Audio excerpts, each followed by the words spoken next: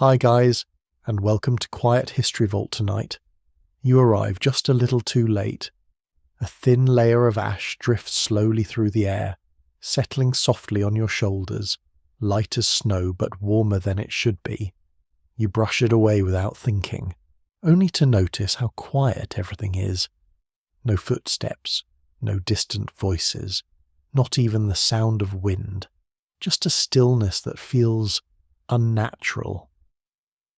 You take a slow breath, and there is a faint, bitter taste in the air.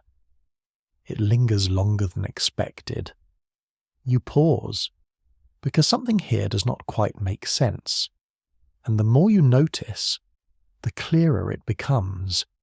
If you were truly standing here, you would not have time to understand it.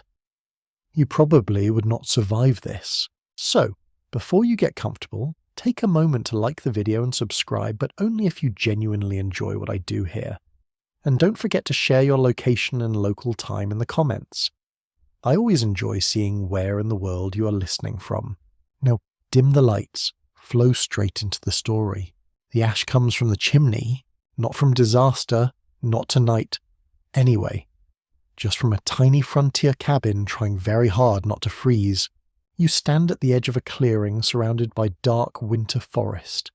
Snow crunches beneath your boots with that dry, squeaking sound snow only makes when the temperature has fallen low enough to become personal.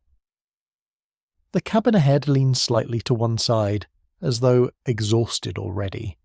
Smoke curls upward from the stone chimney in uneven puffs before disappearing into the grey evening sky. The whole structure looks smaller than expected.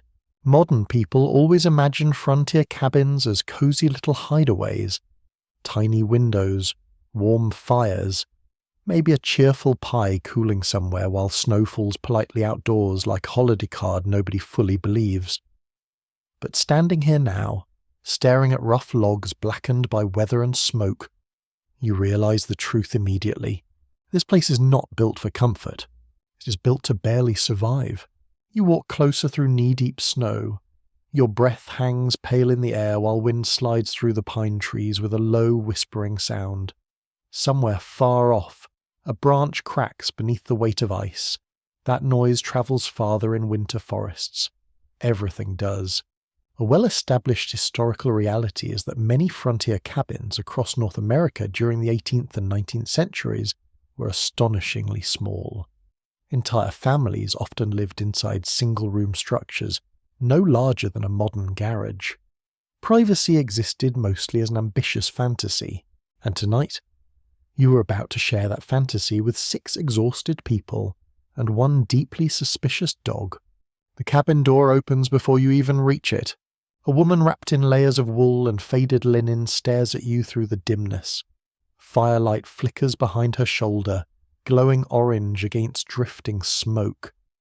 You immediately notice the smell. Wood smoke, damp wool, animal grease, wet leather, old ashes, and something simmering slowly in an iron pot. Honestly, not terrible. Not great either. Just deeply human. She says nothing at first. Frontier life teaches caution quickly. People this far from towns do not open doors carelessly in winter. A stranger could mean trouble, or sickness, or simply another hungry mouth arriving at exactly the wrong moment. You glance past her into the room. Tiny. That is the first overwhelming impression. Tiny beyond reason. The ceiling hangs low overhead. Rough beams disappear into shadow darkened by years of smoke. Blankets hang from wooden pegs beside the wall. A rifle rests near the hearth. Snowmelt drips slowly from boots arranged beside the fire. And the heat hits you immediately. Not soft warmth. Not evenly distributed comfort. Just a wave of heavy smoky heat concentrated near the fireplace, while the rest of the room still clings stubbornly to cold air leaking through every crack in the logs. You step inside anyway. The door closes behind you with a rough wooden thud, and suddenly the storm outside feels very far away. For now, the father sits near the fire carving something with slow, careful motions. A spoon, maybe, or repairing another spoon. Frontier cabins appear to operate on a complicated economic system, where half of all possessions are either broken or about to break. 2 children sit beneath blankets near the hearthstones while an older grandmother spins wool beside the dimmest candle imaginable. You have seen brighter potatoes. Nobody wastes light here. Candles require labour. Lamp oil costs money. Firewood demands effort. Every tiny comfort on the frontier arrives attached to chores. You notice frost gathered along the inside edges of the window. Inside. It feels emotionally unnecessary somehow. The younger child coughs softly into a blanket. Immediately the mother glances over with concern so quick and practiced you understand this has happened before. Winter sickness spreads easily in cabins like this. One room means one shared breath, one shared fire, one shared fever. Some researchers continue debating how much cabin smoke contributed to chronic illness among frontier families, though surviving journals frequently describe eye irritation, coughing, and lingering breathing troubles during long winters. Honestly, after 30 seconds in here, your lungs already feel politely offended. The grandmother finally looks toward you. "You shut the door proper?" she asks. You nod. "Good," she says. "Wind's turning. That matters more than almost anything. The storm has been building since afternoon." You notice the signs outside without fully understanding them at first. The strange stillness in the woods, the pale ring around the sun earlier overhead, birds disappearing hours before dusk. Even the dog near the hearth now lifts its head uneasily whenever wind brushes against the cabin walls. Frontier families became experts at reading weather because weather could absolutely ruin their lives. There are no weather apps here. No emergency alerts. No cozy television meteorologist smiling beside colourful maps while warning you to buy bread for some reason. Just observation, sky colour, wind direction, animal behaviour, and experience. Mostly unpleasant experience. The father rises finally and opens the door briefly to drag another armload of firewood inside. Instantly, freezing air floods the cabin hard enough to make everyone flinch. Snow blows through the doorway in sharp, swirling gusts before the door slams shut again. The storm has arrived. You hear it now. Wind moving through the forest first, low and distant like ocean waves. Then closer, stronger. Branches scrape against one another outside. Loose snow rattles softly against the cabin roof. The little room grows quieter. Nobody says loud, but everyone understands the same thing. Once the storm deepens tonight, this cabin becomes their entire world. And that world is fragile. A lesser-known frontier detail is that many cabins settled during Western expansion were built quickly during warmer months with the intention of improving them later. Sometimes, later never came. Families entered brutal winters inside unfinished homes with gaps in walls, dirt floors, or roofs still thin enough to leak snow during storms.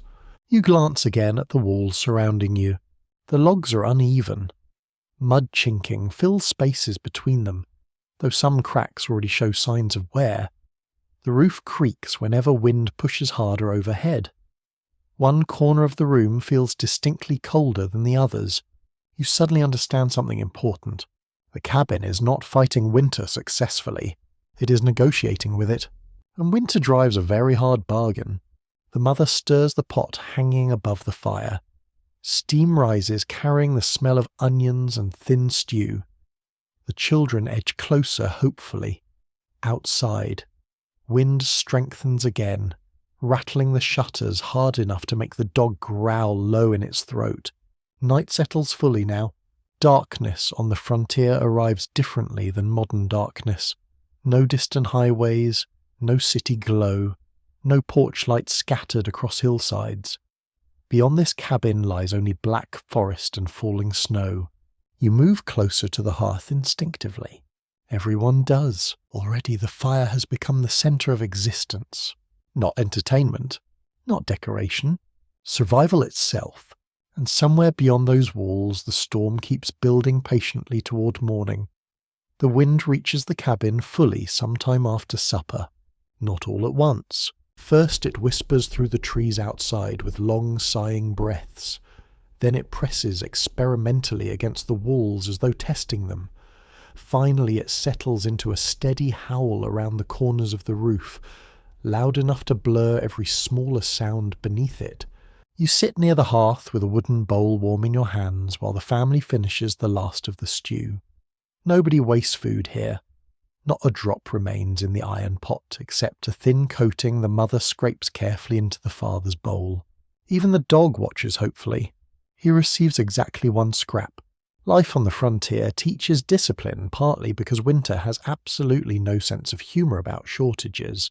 The room feels even smaller now that darkness has fully sealed itself around the cabin. Firelight jumps across the log walls in restless orange patterns. Smoke drifts slowly upward before disappearing through the chimney with varying levels of cooperation. Mostly varying. Every few minutes a puff escapes back into the room, causing someone to cough while pretending not to notice. You study the walls more carefully now. Up close, the cabin looks less like a house, and more like an argument against freezing to death. The logs are rough cut and uneven, stacked horizontally with gaps stuffed by clay, moss, mud, and bits of cloth. In daylight, the workmanship might appear charming in a historical museum sort of way. Tonight it looks deeply concerning. A widely accepted historical detail is that many frontier cabins were built using simple notched log construction, because it required relatively few tools and could be completed quickly before winter arrived. Speed mattered far more than beauty, and honestly, beauty loses a lot of arguments once temperatures fall below freezing indoors. The father notices you staring at the walls. Draft's worse near the north side, he mutters. You feel it immediately once he says it. Thin streams of icy air creep through invisible cracks along one section of logs. The cold moves strangely inside cabins like this. Heat gathers fiercely near the fire, while corners remain stubbornly chilled no matter how many blankets hang nearby. The grandmother keeps her spinning wheel closest to the hearth for exactly that reason. You watch her fingers move steadily through dim light, slow, experienced, calm. The spinning never fully stops because clothing never fully stops wearing out. That might be one of the most exhausting truths about frontier life. Everything breaks eventually. Boots split, roofs leak, blankets thin, axe handles crack, pots blacken, gloves tear open at the fingertips. Nothing stays finished for long because survival itself slowly grinds objects apart, including people. Outside, snow rattles harder against the shutters. The younger child jumps slightly at the noise. The older boy does not jump, but you notice him glance toward the door anyway. Children raised in frontier cabins learn storms early. They understand certain sounds instinctively. Roof creaks, chimney groans, wind direction. The difference between ordinary weather and weather that deserves attention. A curious detail from several frontier diaries mentions that some families believe certain storm noises carried omens. Chimneys whistling sharply, or logs cracking loudly during winter nights sometimes inspired deeply superstitious concern, especially in isolated settlements. And to be fair, if your house sounds haunted every time the wind changes direction, superstition probably starts feeling very practical. The mother rises to inspect the far wall. You follow her across the cabin carefully, stepping around scattered tools, blankets, and a bucket half filled with melted snow. The floor beneath your boots feels uneven, because it is dirt, not packed nicely like a museum display either. Just hardened earth, worn smooth in places from years of footsteps. Near the doorway, the ground becomes damp, where tracked snow melts slowly beside stacked firewood. Some cabins eventually added rough plank flooring if families could spare the labour and timber. Many never did. The mother presses cloth into one narrow crack between logs where snowflakes drift faintly through. Yes, snow is entering the cabin. You stare at the tiny white flecks melting against dark wood while she stuffs more fabric into the gap without even appearing surprised. Apparently this happens often enough to qualify as routine. Wind shifted north, she says quietly. The father nods from beside the hearth. Nobody panics. That is important to notice. Frontier survival depends heavily on emotional conservation. You cannot react dramatically every time weather becomes dangerous, because weather becomes dangerous constantly. Fear still exists. Of course. You see it in quick glances toward the roof whenever stronger gusts strike. But fear stays controlled, practical, folded carefully beneath chores. The older boy rises next and checks the shutters securing the tiny window. Ice crystals have formed along the inside edges now, sparkling faintly in firelight. You realize the cabin contains almost no natural light source besides that single small window. There is a reason for that. Large windows leak heat disastrously. Glass itself remains expensive and fragile. So cabins favor tiny openings, making winters darker but slightly warmer. Slightly being the important word there. The fire snaps loudly. Everyone looks up instantly. For one brief second the room glows brighter as sparks swirl upward through the chimney. Then darkness settles back into its usual corners. The grandmother finally speaks again. "Roof will hold," she says. You notice nobody asks whether she's certain. Perhaps certainty is unnecessary. Perhaps hearing the words matters more. Scholars still dispute how emotionally isolated many frontier families truly felt during long winters, because surviving letters often alternate strangely between describing crushing loneliness and ordinary daily routines with almost unsettling calmness. Sitting here now, you begin understanding why. Routine becomes protection. The mother folds blankets near the hearthstones for the children. The father sharpens a knife carefully beneath candlelight. The older boy hangs damp gloves closer to the fire. Every motion feels practiced through repetition. Outside, the storm continues building itself larger against the dark forest. Inside the cabin, every inch of space serves multiple purposes. A peg on the wall holds coats, dried herbs, and a lantern missing one glass panel. A shelf near the hearth stores precious supplies in cloth sacks and jars. Rifles rest above sleeping blankets where moisture from boots cannot easily reach them. Even the ceiling beams work constantly. Bundles of onions hang drying overhead beside strips of smoked meat, and herbs tied carefully with twine. During warmer months, people sometimes suspended cradles from rafters too, rocking infants gently while adults worked below. You try imagining spending months inside a room this small, not visiting, living, eating every meal here, sleeping beside coughing relatives, smelling smoke in your hair constantly, hearing wind every night, watching storms trap you for days while darkness presses against tiny windows. Modern homes suddenly feel absurdly enormous. The dog lifts his head again and growls softly toward the outer wall. This time you hear it too, not wolves. Just another tree branch breaking somewhere nearby beneath accumulating ice and snow. Yet the sound carries enough force to silence the room again for a moment. The father rises slowly and places another log onto the fire. You notice the remaining firewood stack beside the door. Smaller than comforting. Already everyone is calculating silently. How much wood remains? How long the storm might last? How cold the night may become before morning finally arrives through that little frost-rimmed window. The cabin creaks once more around you, holding together through skill, luck, and stubbornness. Mostly stubbornness. On the fire decides everything. You understand this sometime deep into the evening while staring into the hearth beside everyone else. Conversations drift in and out softly around you, but attention always returns to the flames. Every movement inside the cabin revolves around them. Every comfort depends upon them. Every fear eventually leads back to them too, because once winter storms seal the world outside, fire stops being a luxury. It becomes the difference between waking tomorrow or quietly becoming part of the landscape.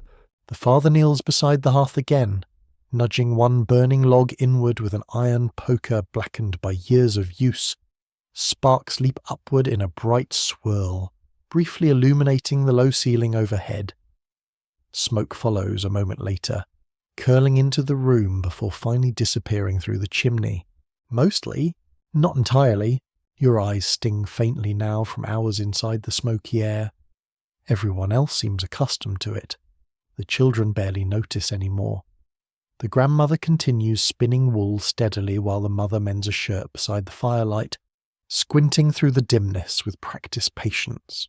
A common historical observation from frontier journals is that cabin hearths operated almost continuously through winter months.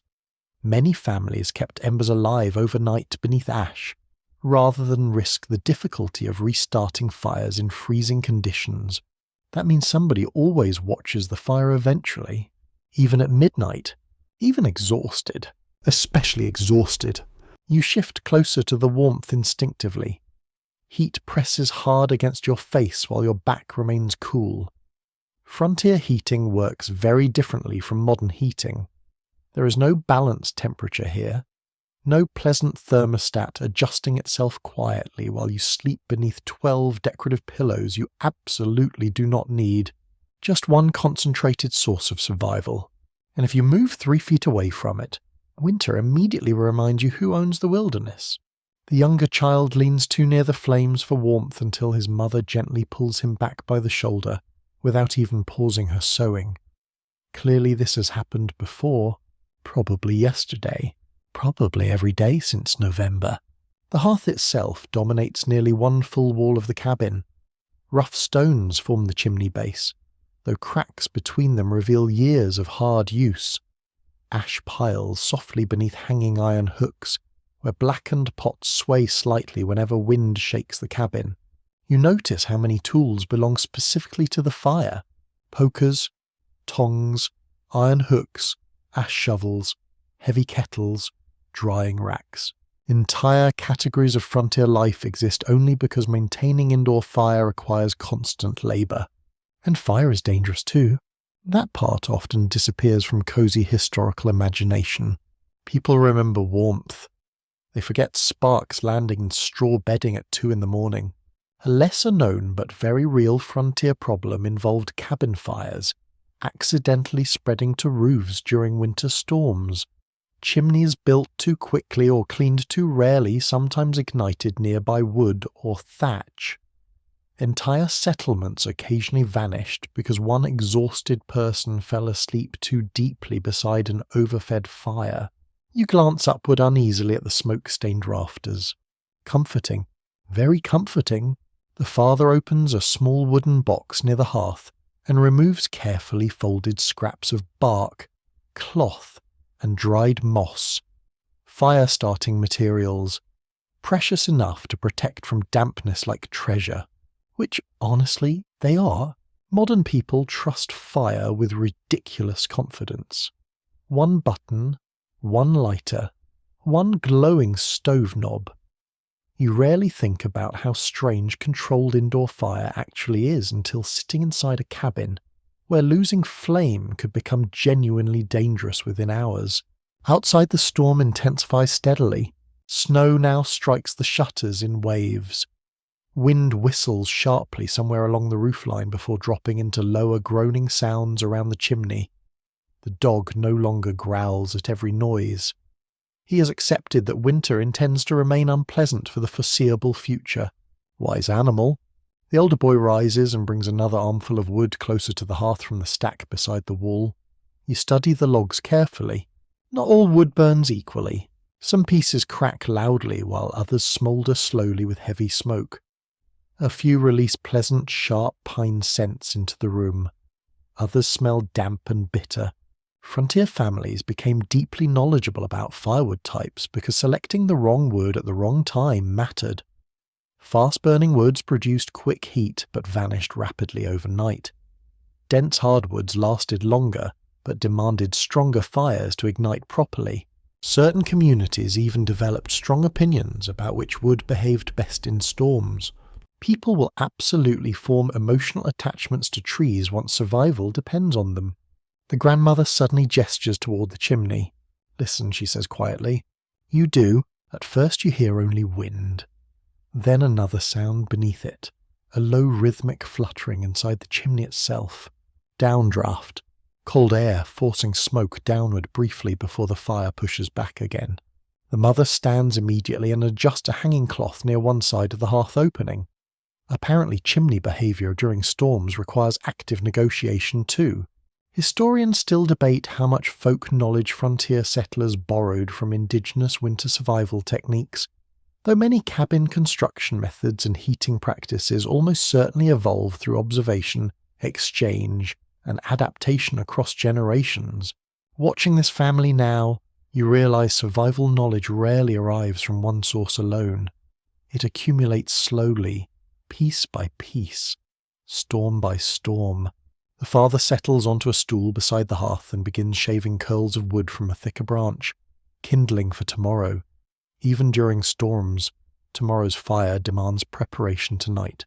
Nothing ever fully pauses here. The younger child has grown sleepy now, wrapped tightly in blankets near the warmest stones. His sister stares silently into the flames with that strange, thoughtful expression children sometimes wear when tired enough to drift between imagination and exhaustion. You wonder what frontier children saw inside fires during long winters. Castles, perhaps. Monsters. Summer. The room smells thicker now. Smoke. Damp wool drying near flames. Onion broth lingering from supper. Wet boots steaming slowly beside the hearthstones. And underneath everything, ash. Fine grey ash, coating tools, clothing hems, fingertips, and floor corners. Ash settles into frontier life permanently, into blankets, into bread dough, into wrinkles beside tired eyes. You brush your sleeve unconsciously and watch pale dust drift away through firelight. The mother notices. "Gets everywhere," she says. That may be the most accurate description of winter survival ever spoken. Outside. Another heavy gust strikes the cabin hard enough to rattle the walls. Snow hisses against the roof in long sweeping waves. Nobody speaks for several moments afterward. Instead, everyone listens carefully. Cabins develop personalities during storms. Certain beams creak first. Specific corners whistle. Roofs shift differently depending on wind direction. Families memorize those sounds over years until they can identify danger almost instinctively. Tonight this cabin groans but holds. For now, the father finally adds another log to the flames. Firelight swells brighter again, chasing shadows backward across the room. The warmth feels almost overwhelming after the colder drafts drifting through wall cracks. You begin understanding why people gathered so closely around hearths during winter evenings. Not merely for heat, for reassurance. Fire provides visible proof that life continues. As long as flames still move across those blackened logs, the storm remains outside instead of inside. And tonight, that boundary matters more than almost anything on earth. Eventually the cabin begins preparing for sleep. Not bedtime in the modern sense, of course.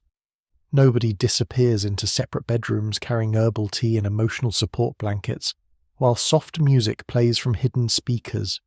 Frontier sleep looks more like an organised military campaign against cold. Every object inside the room starts moving. The mother clears bowls and spoons into a wash basin near the hearth, while the older boy hangs another blanket across the draftiest wall. The grandmother folds her spinning carefully beside the fireplace stones. Even the dog circles twice before settling directly in the warmest possible spot, with the strategic determination of an animal who fully understands thermal geography. You help shift a wooden chest closer to the fire. Inside it, you discover most of the family's life. Folded clothing, sewing needles, a Bible wrapped in cloth, a tin cup with a dented rim, small leather pouches containing precious odds and ends. Frontier families often stored belongings vertically, because space inside cabins vanished quickly once winter arrived. A frequently overlooked truth about cabin living is how physically close everyone remained for months at a time. Entire households cooked, slept, argued, recovered from illness, and passed long storms together within one cramped room. You suddenly become aware of every sound in the cabin: fabric rustling, the soft scrape of wooden stools across dirt, the wire snapping gently, somebody coughing again beneath a blanket. The wind outside never stops either. It presses constantly around the cabin walls now like dark water surrounding a boat. The younger child has already fallen asleep beside the hearth, cheeks flushed pink from heat and exhaustion. His sister remains awake a little longer, braiding and unbraiding a strip of cloth absent-mindedly while staring into the flames. Children on the frontier often learned stillness very young. There simply was not room for endless running indoors during winter storms. The father begins arranging bedding across the floor. That process alone takes several minutes because sleeping inside a tiny cabin resembles solving a complicated puzzle designed entirely around body heat. You notice immediately that nobody sleeps far from one another, partly for warmth, partly because there is nowhere else to go. Straw mattresses appear first, dragged from the wall and spread carefully near the hearth but not too near. Sparks occasionally leap farther than expected. Quilts follow next, patched from faded scraps of fabric worn thin by years of use. Animal hides cover colder sections near the outer walls. The grandmother sleeps closest to the fire tonight. Nobody explains why. Nobody needs to. Her hands shook slightly earlier while spinning. You remember that now. A strange but documented frontier habit involved warming bricks beside the fire before wrapping them in cloth and placing them beneath blankets at night. Families without enough bedding sometimes relied heavily on heated stones or bricks to keep children warm through bitter weather. Honestly, that sounds either comforting or extremely dangerous depending entirely on how tired everyone feels. The mother checks the roof once more before settling down. She tilts her head upward, listening carefully while wind moves overhead in long, rolling gusts. You begin realizing how much frontier life depended on listening. Modern houses isolate you from weather. These cabins translate weather constantly. Walls creak, chimneys breathe, roofs mutter and complain. Snow striking shutters creates entirely different sounds depending on whether flakes remain dry, wet, or ice-heavy. Tonight the storm sounds sharp, cold sharp. The father finally lowers the lantern wick until the room dims toward amber shadows. Darkness thickens immediately beyond the firelight. Corners vanish. Ceiling beams dissolve upward into smoke-stained gloom. You smell damp wool steaming gently near the hearth. You smell old wood too. Dry timber heated for years by smoke and fire until the entire cabin itself seems scented by winter. The older boy slips beneath blankets near the outer wall and instantly pulls his coat tighter around himself. You can almost trace the cold there physically. The farther from the hearth, the harsher the room becomes. One account from an early frontier traveller described waking to frost gathered across blankets indoors, while feet nearest the fire grew almost too warm. Cabin winters often created bizarre temperature extremes within only a few steps. That feels deeply unfair somehow.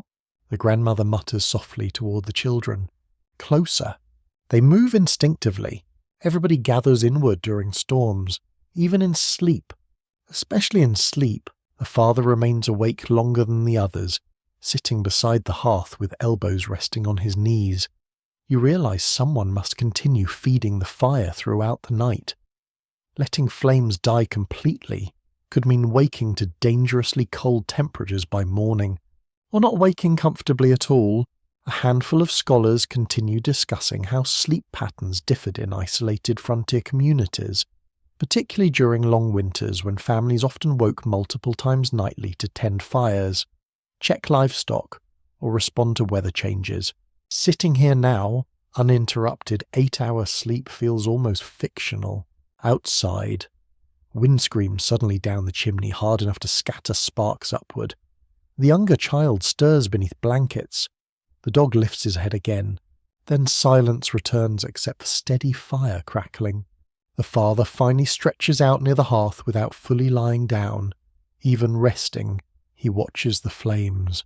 You wonder how many frontier adults truly relax during winter. Perhaps never fully. The room grows warmer but also smokier as night deepens. Your eyes sting faintly again. Shadows from the fire move slowly across sleeping faces, making the cabin feel strangely alive around you. You hear the mother whisper something quietly in the darkness. A prayer, maybe? Or simply tomorrow's chores spoken aloud so they're not forgotten by morning. That happened more often than modern people realize. Repetition helped preserve memory when every task mattered. Forgetting to thaw water, forgetting to dry gloves, forgetting to bring in enough wood before storms. Small mistakes expanded rapidly in winter. A curious little frontier belief claimed that dreams during severe storms carried special meaning, because weather pressed the spirit world closer to ordinary life. Some families took vivid winter dreams surprisingly seriously. Considering the noises this cabin makes after midnight, your imagination would probably become spiritual too. The fire settles lower now into glowing red coals beneath occasional bursts of flame. Light softens across the room. Breathing deepens beneath blankets, one person at a time. Outside, the storm continues endlessly. Inside the cabin, 6 people and 1 suspicious dog sleep packed together against cold, darkness, and wilderness held only inches away by rough logs and stubborn firelight. You lie awake slightly longer, listening. Wind, cracking trees, somewhere distant, perhaps only imagined. The faint lonely howl of something moving through the forest beyond sight. Then another sound. The father reaching quietly for more wood before the fire drops too low. Even half asleep, nobody truly stops surviving here. Morning arrives slowly and without enthusiasm. You wake first to sound rather than light. The fire shifting softly. Wind still dragging itself around the cabin walls. Somebody moving carefully near the hearth, trying not to wake everyone else. Then comes a smell. Cornmeal warming in an iron pan. Thin coffee substitute made from roasted chicory. Smoke, always smoke. Your blanket feels heavy with trapped warmth when you finally push it aside.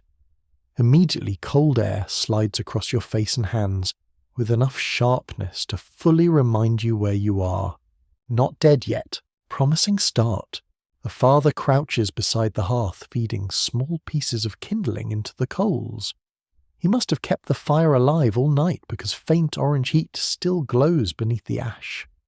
Restarting from embers takes less effort than striking fresh flame, though even that requires patience and dry material carefully protected from moisture.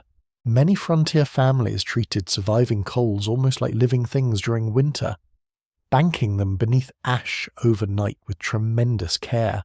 You sit up slowly while everyone else remains tangled beneath blankets and quilts.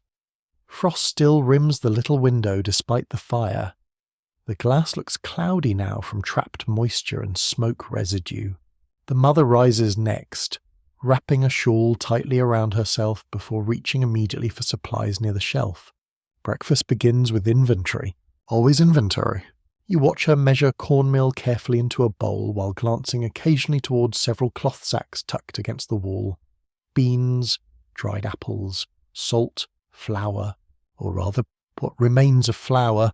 Winter food inside tiny cabins follows a strange emotional rhythm. Every meal brings comfort because eating means survival continues. Yet every meal also subtracts visibly from limited stores. People become extremely aware of numbers. How many potatoes remain? How many smoked strips of meat hang overhead? How many weeks before thaw? An established historical pattern across frontier settlements shows that late winter often became the hardest season nutritionally. Preserved supplies gradually dwindled while hunting grew unreliable during storms and deep snow. You notice the father checking the sacks too, not suspiciously, just automatically.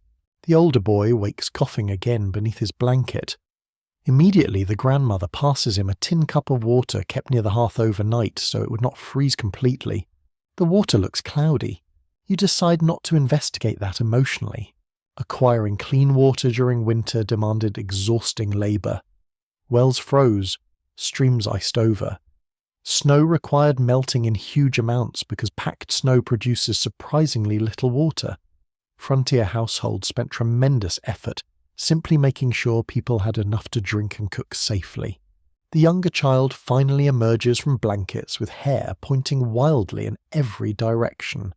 He shuffles toward the hearth, still half asleep, and sits directly against the warm stones with a sigh so heartfelt it almost becomes philosophical. Honestly relatable. The mother hands everyone breakfast in wooden bowls. Cornmeal mush today, thickened slightly with bits of dried apple softened in boiling water. No one complains. Complaining about food during frontier winters would feel like arguing with gravity. You taste smoke beneath everything. Smoke from the hearth, smoke trapped in the bowls, smoke absorbed into clothing, hands, and ceiling beams over months of fires. The cabin itself practically tastes smoked. A fascinating little frontier custom involved saving bacon grease or animal fat obsessively because almost nothing could be wasted. Fat added flavour, calories, light for lamps, waterproofing for leather, and sometimes even basic protection against freezing skin. Modern refrigerators would look like sorcery here. The storm outside has eased slightly by morning, though snow still falls in fine drifting sheets beyond the frosted window. Light filtering through the clouds turns the cabin interior pale grey, except near the fire. You finally see everyone more clearly now. The grandmother's hands look worn, nearly smooth by years of labour. Tiny scars cross the father's knuckles. The mother's sleeves have been patched repeatedly near the wrists where fabric frays fastest from washing and work. Even the children carry winter physically. Dry skin, red cheeks, wool fibres clinging to everything.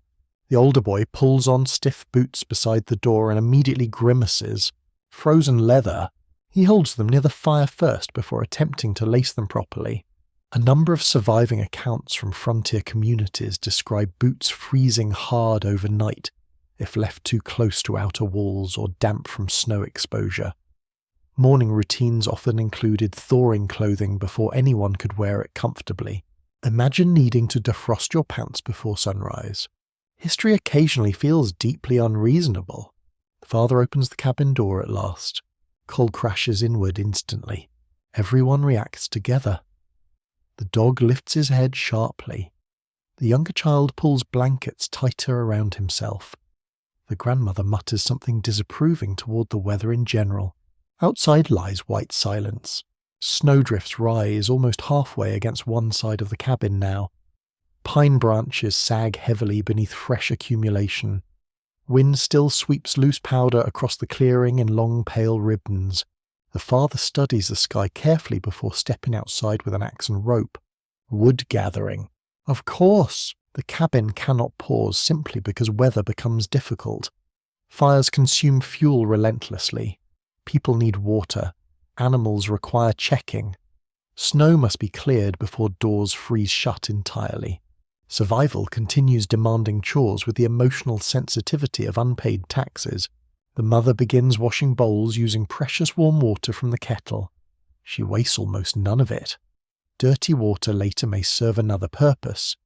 Cleaning boots, perhaps, or softening frozen cloth. Nothing disappears casually here. Some historians continue discussing how frontier women manage such overwhelming domestic labour loads during winter months, because nearly every household necessity required manual production or maintenance. Cooking alone involved hauling water, maintaining fire, grinding ingredients, preserving supplies, and constant cleaning within cramped, smoky conditions. Watching this morning routine unfold, exhaustion seems less like an occasional emotion and more like permanent furniture. The younger child starts tracing shapes into ash beside the hearthstones with one finger. Tiny animals, maybe. Or mountains. The grandmother notices but says nothing. Even small entertainment matters during storms. The father finally returns carrying fresh wood across his shoulders, dusted white with snow. Cold air enters again briefly with him before the door shuts tight. You hear it then, not just wind anymore, silence too, that deep winter silence spreading across the forest after heavy snowfall, where every distant sound grows muffled beneath layers of white. Inside the cabin, breakfast ends slowly, the fire burns stronger again, and already everyone has begun calculating the next meal. Water becomes the problem before noon. Not fire this time, not food. Water!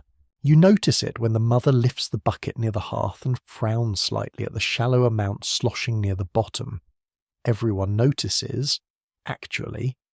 Frontier families develop an almost supernatural awareness of supply levels because shortages rarely arrive dramatically at first. They creep in quietly, one bucket lower than expected, one extra ladle added to stew, one child asking for another cup before bed. The father sets down his axe beside the door and immediately glances toward the nearly empty bucket. No words pass between him and the mother. None are necessary. He reaches for the iron pail hanging near the wall. Outside again. You suddenly understand how winter transforms ordinary tasks into dangerous expeditions. In modern life, water simply appears when summoned. Turn a handle, press a button, ignore the miracle entirely. Here, every cup of water must first survive weather, distance, labour, and freezing temperatures. You volunteer silently by pulling your coat tighter. The father notices and nods once. A recognised feature of frontier winter survival involved daily trips for water regardless of weather conditions. Frozen wells, snow-covered creeks, and dangerous ice often forced settlers to travel farther than expected just to maintain basic household needs, and the cabin needs far more water than you initially realise. Cooking, drinking, cleaning, washing wounds, softening stiff leather, melting snow for extra supply. Even the dog requires water, though he currently appears emotionally committed to licking melted snow from boots whenever possible. The door opens. Cold swallows you whole. The difference feels shocking every single time. One step outside and warmth vanishes instantly from your face. Wind tears through the clearing, carrying sharp particles of snow that sting against exposed skin. The cabin behind you suddenly looks even smaller against the endless white landscape surrounding it. Smoke curls upward from the chimney in dark, twisting ribbons. Proof of life. The father leads the way through snow already drifted knee-deep in places. Your boots sink heavily with each step. Beneath the fresh layer you feel older packed snow hard as stone. The forest sounds muted today. No birds, no running water, only wind brushing through pine branches overhead, and the rhythmic crunch of footsteps moving carefully through the drifts. You finally reach a narrow stream partly hidden beneath ice and snow along the edge of the woods. Someone has already hacked through the surface recently. The opening remains dark and moving beneath fragile crusted edges. The father kneels immediately and begins breaking away fresh ice with the handle of a hatchet. His gloves are damp already. That seems odd. A strange but genuine detail from several frontier memoirs describes people occasionally warming frozen fingers against livestock or even inside freshly removed animal hides after outdoor winter chores. Desperation creates some truly unforgettable survival techniques. You kneel beside the stream and fill the bucket carefully while icy water splashes against your hands. Pain arrives almost instantly. Sharp burning cold that quickly becomes numbness. The father barely reacts. Experience again. A quiet frontier superpower nobody wants. Back at the cabin, the mother hangs wet mittens beside the fire while you thaw slowly near the hearthstones. Steam rises faintly from your sleeves. The younger child watches fascinated as snow melts from your boots into muddy water near the door. Cold, he asks. You stare at him. Deep philosophical question, honestly. The cabin smells stronger today. Damp wool, wet leather, boiling water heating near the fire, smoke trapped low beneath the ceiling because the storm pressure keeps changing outside. The grandmother now peels dried apples with a small knife even though they are already dried. You realize eventually she's simply trimming spoiled edges carefully to preserve the remaining fruit. Nothing wasted, not even disappointing apples. A number of historical household records suggest frontier families became remarkably skilled at stretching food and supplies through harsh winters. Recipes often evolved entirely around preservation, substitution, and survival rather than flavour. Though to be fair, after hauling water through snowstorms, almost anything warm probably tastes incredible.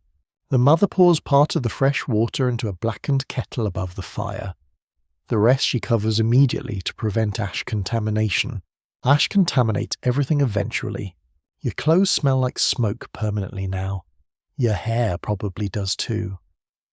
The cabin walls themselves sweat faintly from trapped heat and moisture. Every few hours someone wipes condensation from the little window before it freezes again around the edges. The older boy sits near the door repairing a leather strap with thick clumsy stitches. His fingers move slowly from cold stiffness. You notice cracked skin across his knuckles. Winter hands. Everyone here has them. Rough, dry. Split the fingertips from cold air, work, and endless exposure to water. Even the mother's hands look painfully chapped while she kneads dough in a wooden bowl beside the fire. Some medical historians continue examining how chronic exposure to smoke, cold, dampness, and poor ventilation shaped long-term frontier health, especially during isolated winters when cabins stayed sealed tightly for warmth. Sitting here now, your throat already feels scratchy from the air, and yet the cabin still leaks cold through the walls. That feels impressively unfair somehow. The father returns to splitting kindling near the doorway where drifting snow can be swept out more easily. Each strike of the axe sounds heavy inside the small room. Wood chips scatter across the dirt floor. The younger child gathers them carefully afterward. Fire starters, even tiny scraps matter. You notice how often work overlaps inside the cabin. One person cooks while another repairs clothing. One gathers wood while another dries gloves. No task exists independently because space refuses independence. The grandmother suddenly asks the older boy to check the roof bucket. You look upward. A slow drip near one beam. Not dramatic enough for panic. Just occasional droplets from packed snow melting against warmer sections of the roof. The boy places a bucket beneath it automatically without interrupting his stitching. Apparently the cabin rains indoors sometimes too. Wonderful architectural feature. A lesser-known frontier annoyance involved melting snow sliding beneath roof shingles during storms before dripping slowly inside cabins for days afterward. Families often rearrange furniture and bedding constantly around leaks. You begin understanding why frontier humour leaned dark. The storm outside softens slightly by afternoon. Pale light filters through the window at a different angle now, turning smoke almost golden near the ceiling. The dog finally rises and stretches beside the hearth before walking directly toward the fresh water bucket with complete confidence. At least someone here lives without existential dread. The mother starts soup again using beans soaked since morning. Steam rises slowly into the dim room carrying earthy warm smells that overpower smoke for a little while. Everyone moves closer instinctively. Warm food, warm fire, warm company. Beyond the cabin walls, winter still waits patiently across the frozen clearing, but inside, the kettle hums gently over the flames, and for one quiet moment, the world feels almost manageable. By late afternoon, the cabin begins preparing itself for another cold night. Not just the people, the cabin itself. You notice it now in the way blankets are repositioned along the walls and damp clothing rotates constantly near the fire. Even boots receive careful placement. Too close to the hearth, and leather stiffens or cracks. Too far away and they freeze solid before morning. Everything inside this room exists in delicate negotiation with temperature. The mother lifts a heavy wool coat from a peg and examines one sleeve carefully in the fading light. The elbow is worn thin enough to reveal rough stitching beneath the older repairs. Without complaint, she sits near the fire and threads a needle again, Clothing on the frontier rarely retired gracefully.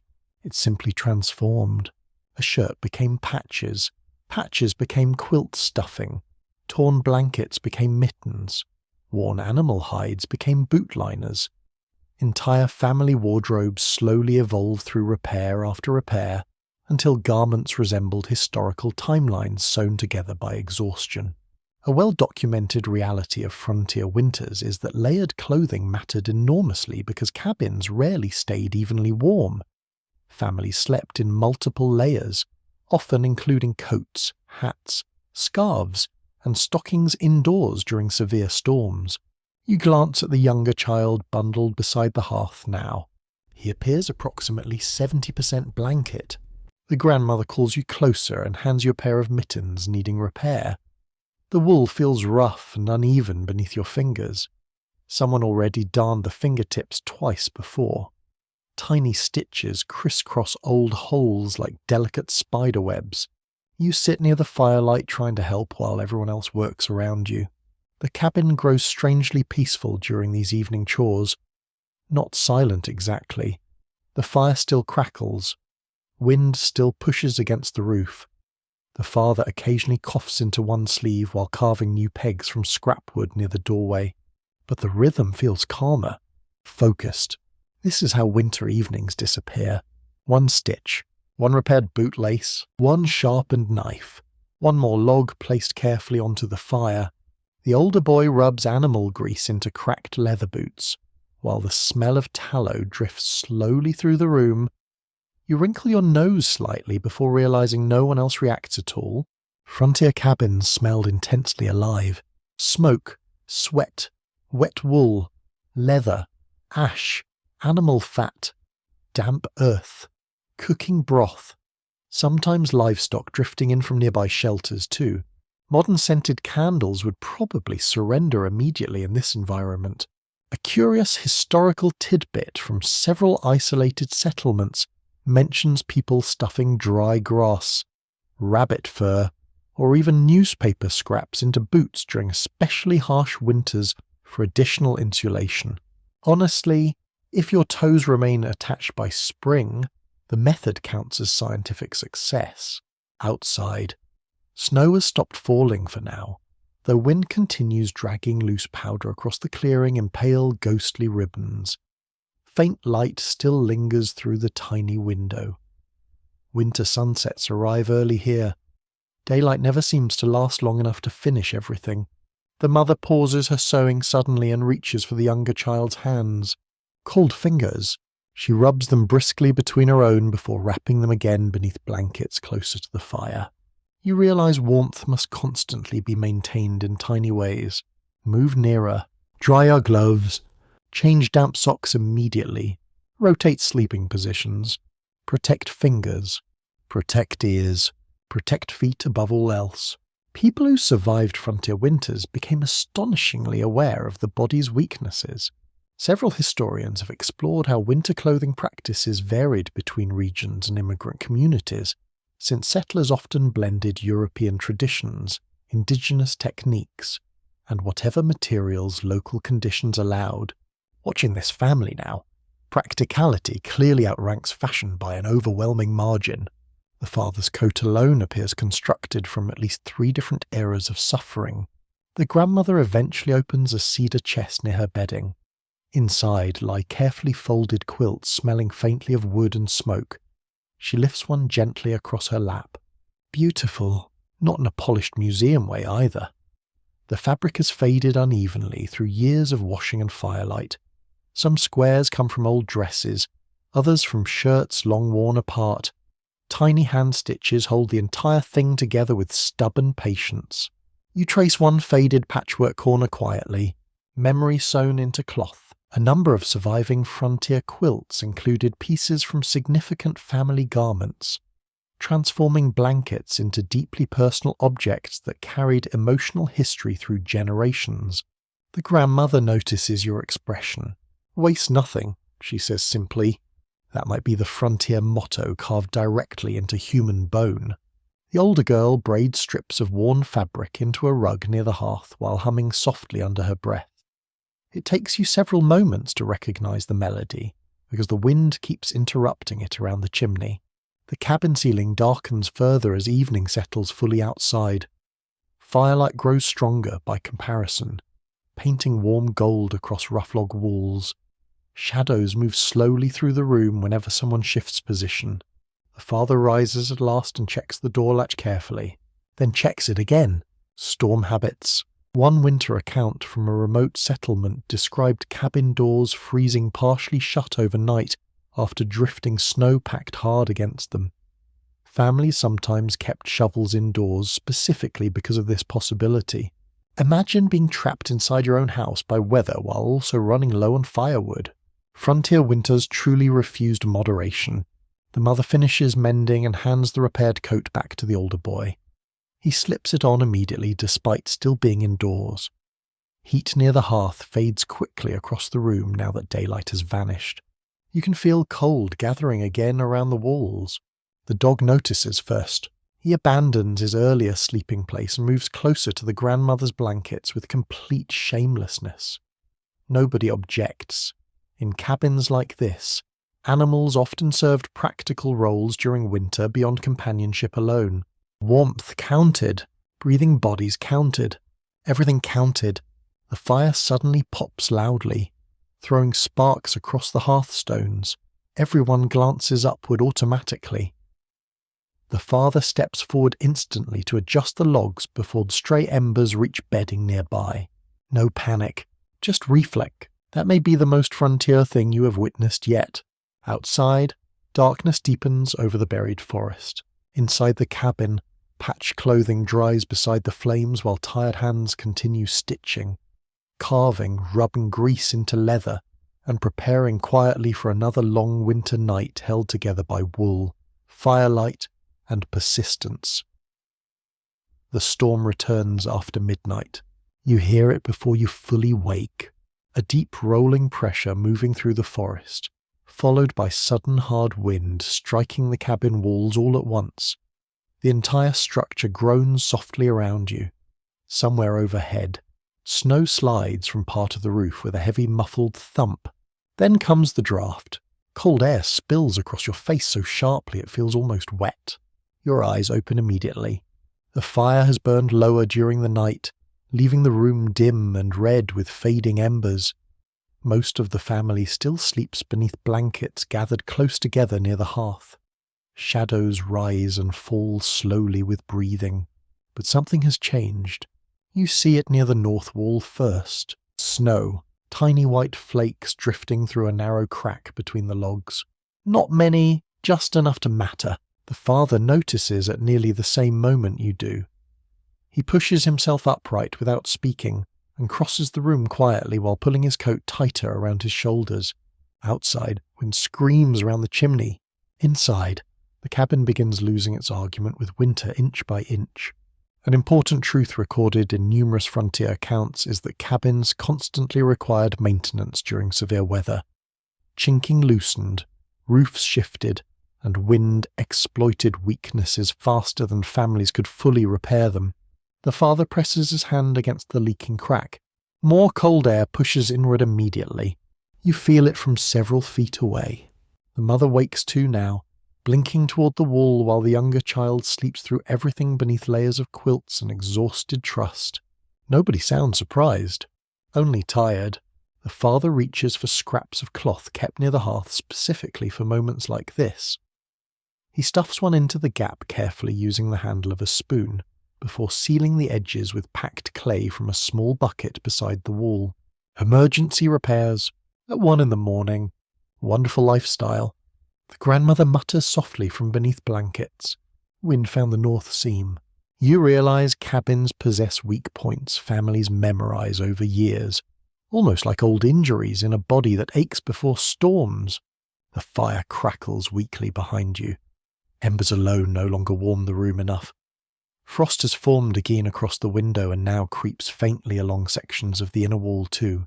The father kneels beside the hearth and begins rebuilding the flames carefully. Not too fast, not wastefully.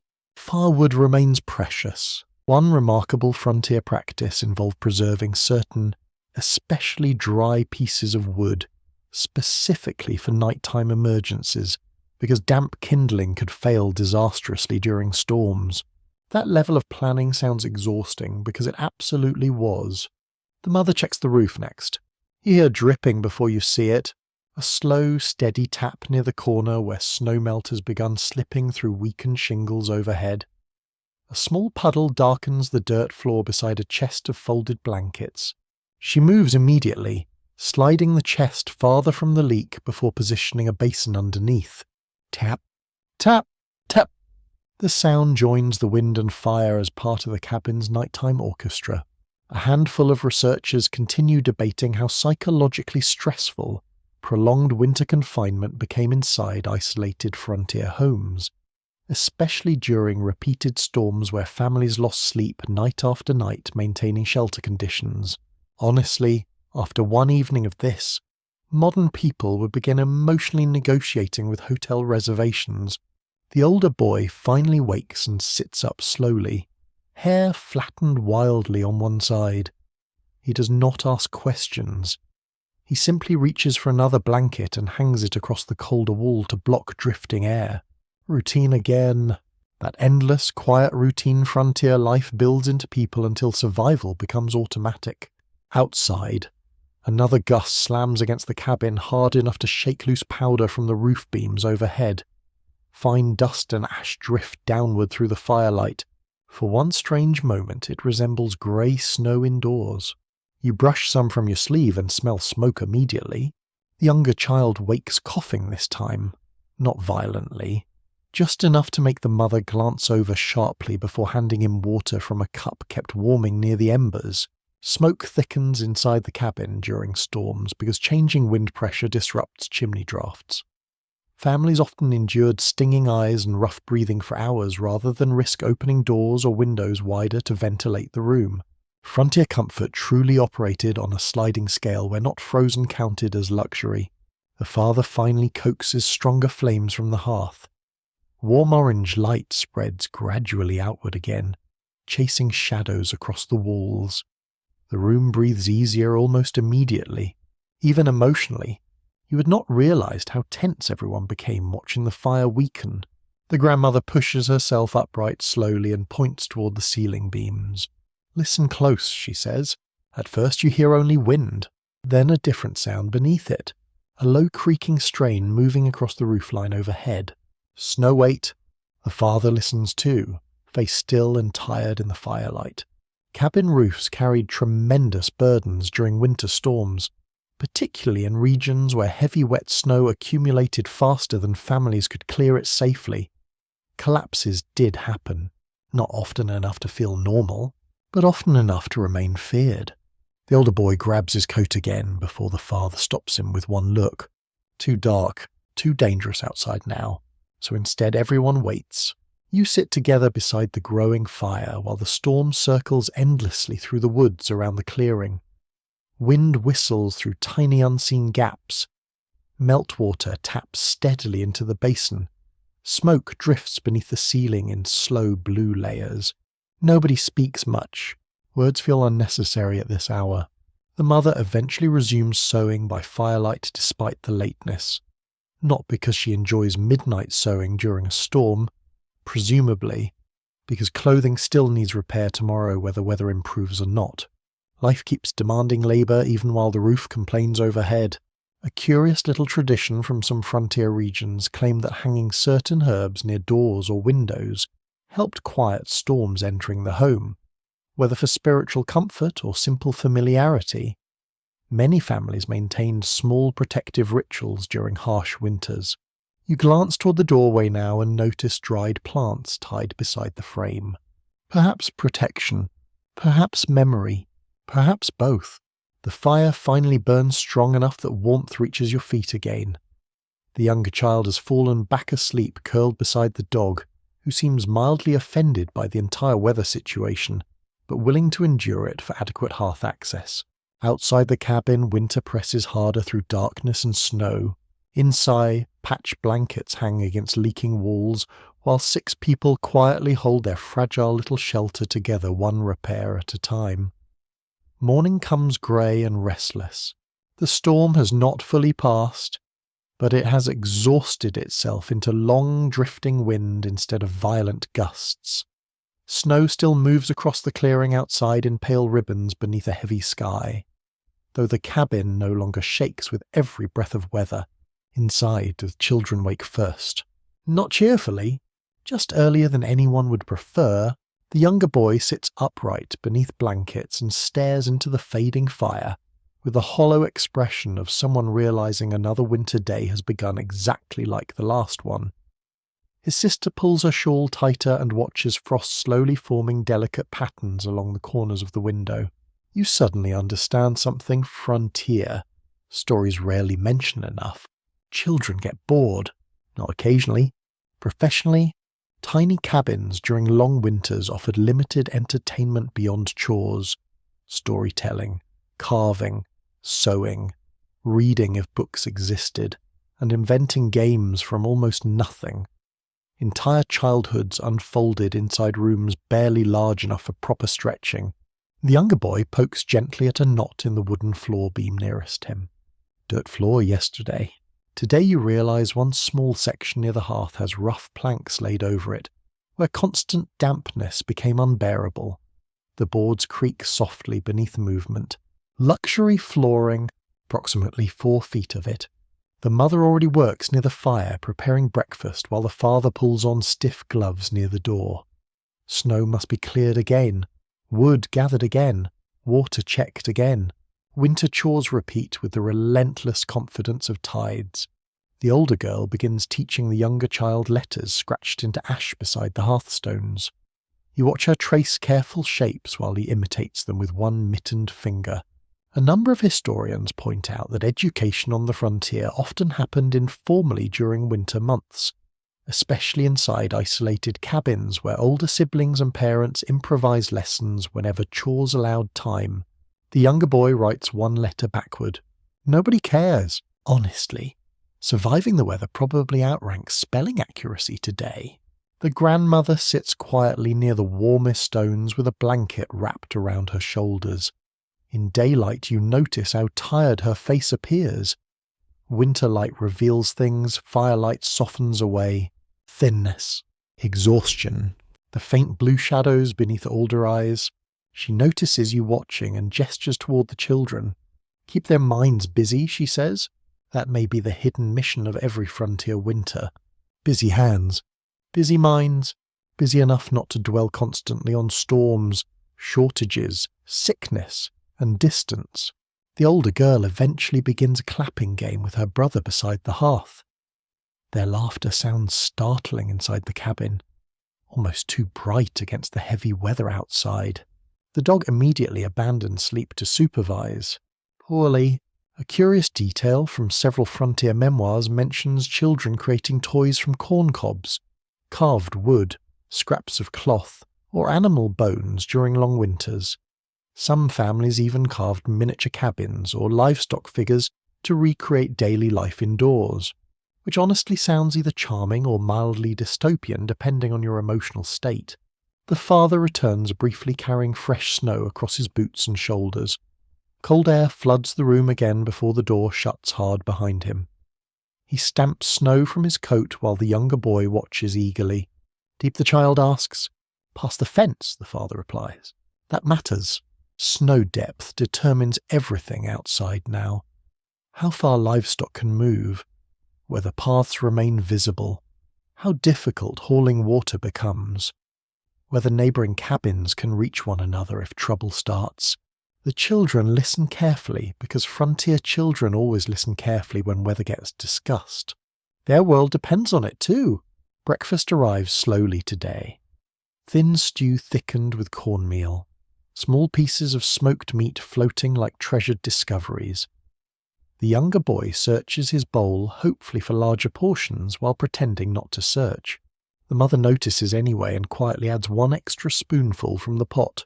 Mothers on the frontier possessed magical abilities involving invisible sacrifice. The older girl eats more slowly than her brother, pausing often to warm stiff fingers near the bowl. Her sleeves remain slightly damp from yesterday despite hours beside the fire. Nothing fully dries in weather like this. A few scholars continue examining how winter confinement affected childhood emotionally in isolated settlements, particularly where storms limited travel and outside play for weeks at a time. Sitting here now, cabin fever feels less like a funny phrase and more like a medical diagnosis waiting patiently in the corner. The younger boy eventually grows restless enough to begin bouncing a carved wooden peg across the floorboards. The sound irritates the dog first, then the grandmother, then everyone. The peg disappears mysteriously after that. Frontier justice moves swiftly. The older girl asks for a story next. The grandmother sighs softly but begins anyway. You notice something fascinating immediately.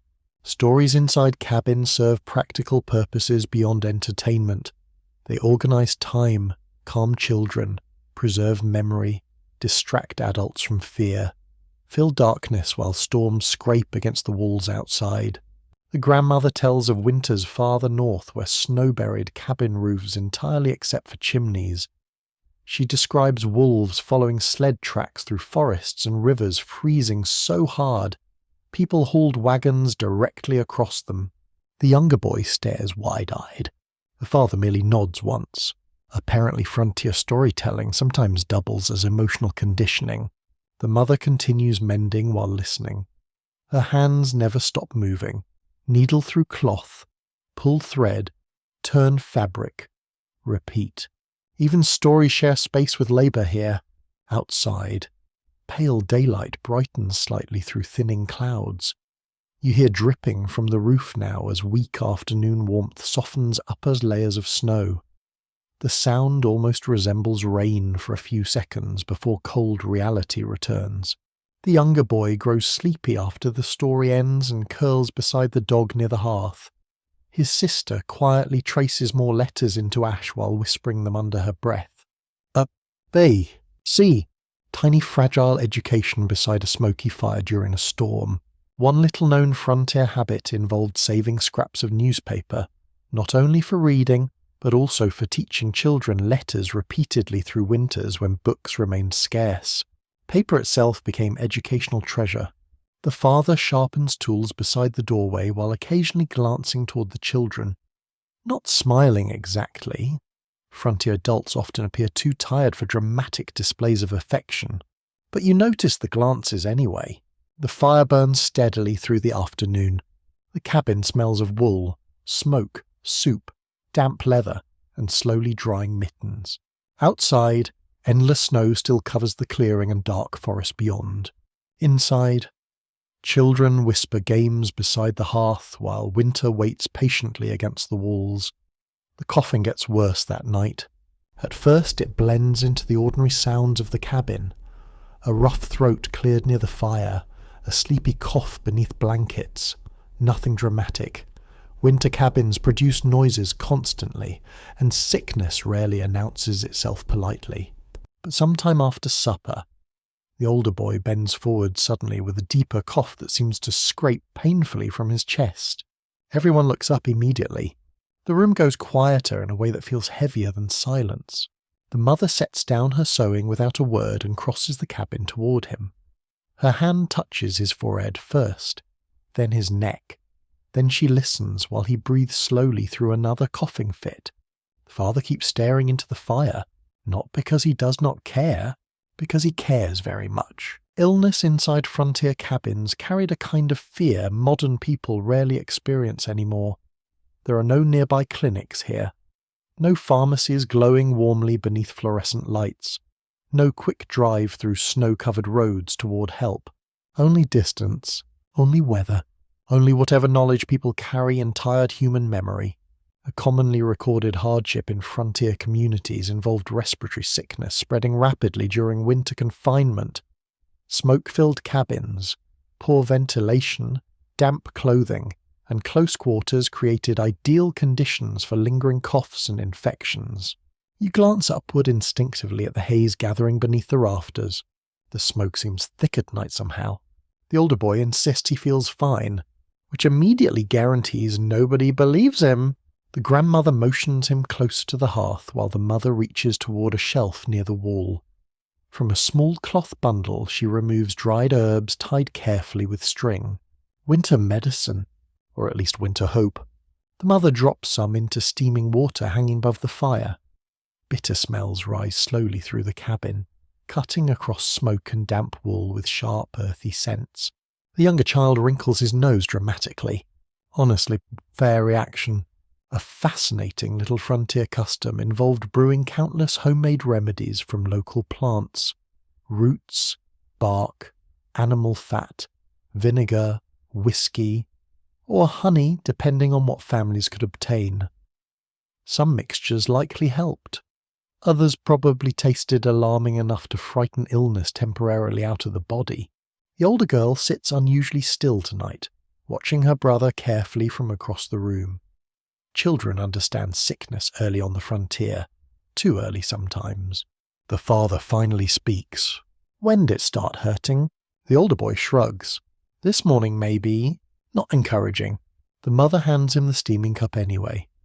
He drinks obediently while trying unsuccessfully not to grimace. Outside, wind brushes softly against the cabin walls again. The storm has weakened into scattered gusts now, though deep snow still traps the clearing under heavy silence. You notice how the cabin air changes whenever illness enters the room. People move differently, listen differently. Even ordinary chores become quieter. The grandmother asks for another blanket near the hearth. The mother adjusts sleeping places subtly so the older boy rests warmer tonight.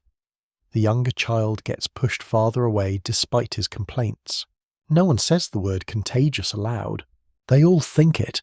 A few medical historians still examine how frontier families balanced isolation practices against practical limitations, because separating sick relatives inside one-room cabins was often nearly impossible during winter. You look around now at the tiny crowded space. There's nowhere to isolate anyone here. Illness breathes into every blanket and corner automatically. The older boy coughs again while staring stubbornly into the fire. The sound feels wetter now. More exhausted. The father sharpens his knife too hard against the whetstone beside him. Scrape, scrape, scrape! Tiny sparks leap occasionally from the blade edge. Stress always finds somewhere to live. The mother eventually kneels near a wooden chest and removes a small bottle sealed with cloth. Whiskey. Meds and whiskey, technically, which historically appears suspiciously similar to ordinary whiskey in many cases. She pours only a little into hot water before handing it to the grandmother, who carries it carefully toward the older boy. One lesser-known frontier belief held that onions placed around sleeping areas could absorb sickness from the air during winter illnesses. Some families swore by it passionately, despite limited evidence beyond desperate optimism. You notice several onions already hanging near the hearth beams overhead. Now you wonder. The younger child has grown frightened enough to ask quietly whether his brother will die. The entire cabin stills. That question hangs heavily in the smoky air for several long seconds before the grandmother answers. No, firmly, immediately, even if certainty does not exist. Especially if certainty does not exist. The father finally rises and checks the fire again, adding fresh wood carefully. Heat matters more now. Warmth must remain constant through the night if possible. The older girl begins folding blankets silently beside the hearthstones. You notice her hands shaking slightly while she works. Fear again. Quiet frontier fear. Not dramatic screaming panic. Just tired people trying very hard not to imagine worst outcomes during long winter nights. The mother dips cloth into warm water and presses it gently against the older boy's forehead. Steam rises faintly between her fingers and his skin. Outside, darkness thickens fully around the cabin. Snow reflects pale moonlight somewhere beyond the frosted window, turning the world outside dim silver and black. The fire pops suddenly. Everyone jumps a little. You included. A number of personal journals from isolated settlements mention how winter sickness often altered entire cabin routines for days or weeks. Fires burned hotter. Sleep grew lighter. Meals simplified. Every sound from the sick person became impossible to ignore. Already you can feel the shift beginning here. The father decides someone should remain awake tonight beside the fire, and the boy both.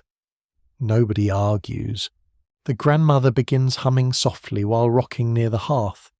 The melody moves gently through the room beneath the crackling flames and distant wind outside. You do not recognize it, but the younger child relaxes immediately. Music counts as medicine too sometimes. The older boy eventually drifts into uneasy sleep wrapped beneath extra blankets near the warm stones. His breathing remains rough, but steady. The mother still watches him constantly. The father still listens between every movement of the fire. And the cabin itself feels smaller tonight somehow, pressed close around fear, smoke, heat, and 6 tired people waiting for morning to arrive through frost-covered glass. The animals become part of the cabin long before sunrise. Not entirely inside, not officially, but close enough that their presence settles into every winter routine. You first notice it when the father opens the door before dawn and a gust of air carrying hay, manure, snow, and animal breath sweeps briefly through the room. Behind him, somewhere just beyond the clearing, cramped, comes the muffled, restless shifting of livestock. The storm may have weakened, but the cold remains brutal, and cold does not care whether you walk on 2 legs or 4. The father pulls on his coat slowly beside the fire while checking a lantern hanging near the door. The older boy still sleeps fitfully beneath blankets, cheeks flushed with lingering fever. His breathing sounds easier this morning, though everyone still watches him carefully between chores. The mother hands the father a small bucket of feed without speaking. Outside again. Always outside again eventually. A well-established fact of frontier survival is that livestock represented far more than property during winter. Animals provided food, labour, transport, warmth, leather, milk, and future security. Losing them to storms could devastate entire families. You follow the father into the freezing dark. Snow creaks sharply beneath your boots while pale morning light barely touches the treetops. The air feels painfully clean after hours inside the smoky cabin. Your lungs almost seem surprised. Nearby stands a rough lean to shelter half buried in snowdrifts.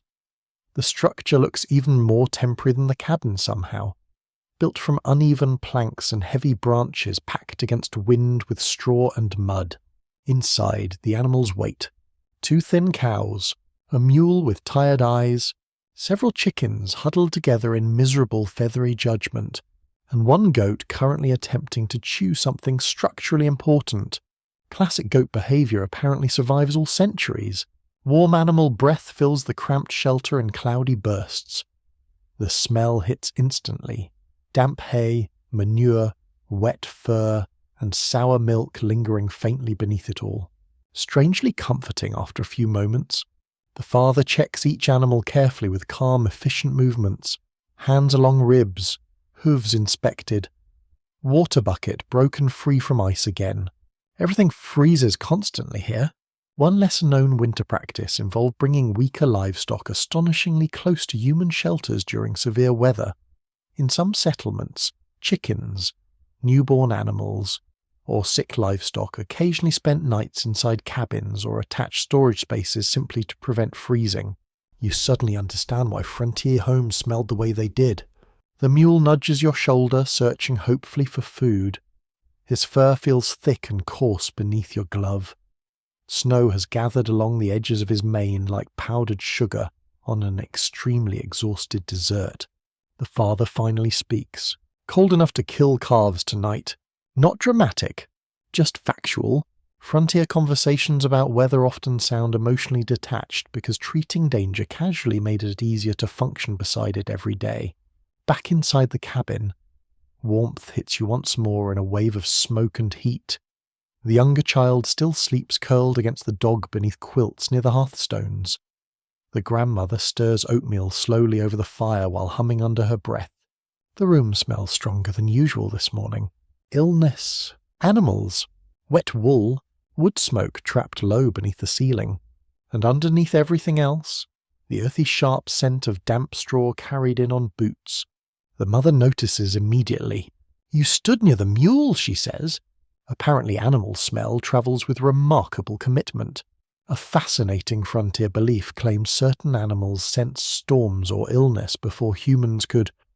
Dogs refusing to leave firesides, restless livestock, or chickens falling unusually quiet during winter weather sometimes worried isolated families considerably. The cabin dog currently refuses to move farther than 3 feet from the sick boy.